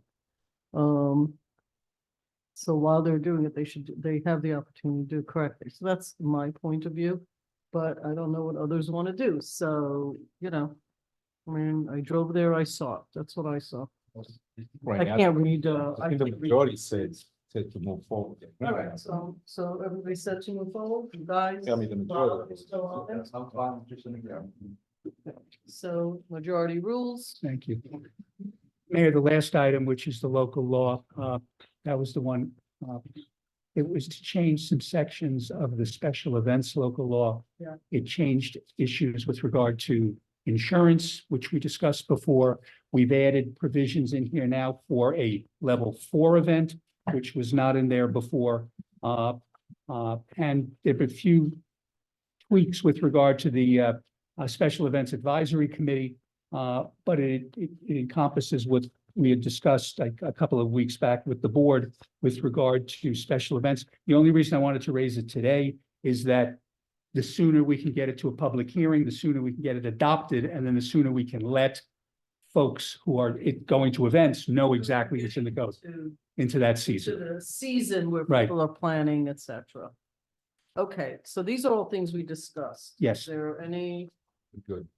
I think we're good and we'll open it up to public hearing and we should make sure we publicize the public hearing the events because it's been made very clear to us. Like, you can tell us, we understand, it doesn't matter how many times we talk to people. The committee doesn't actually include businesses, I don't think, right? Or the nonprofits involved. It's an internal committee, which is perfectly fine, perfectly legit, but let's just make sure the communications are there so people do have an opportunity. I mean, I really would like to hear comments from people who are involved in this. They should be told that we're going to discuss in a public meeting because we may learn something. This is a way to work with the community. It's not a punitive system. It's a way to work with people based on data and based on people's behaviors.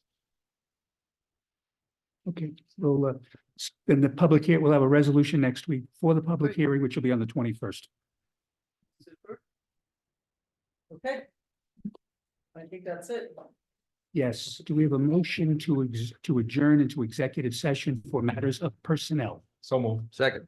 All in favor? Aye. Thank you. Ladies and gentlemen, thank you. 10:29. We are back next Wednesday at the courthouse for a legislative session, 7:30. Thank you all. We are.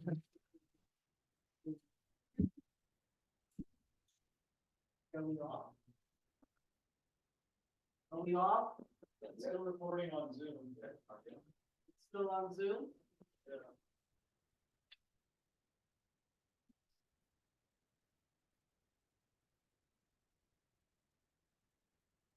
Jamie, can you stop the meeting on your end, please?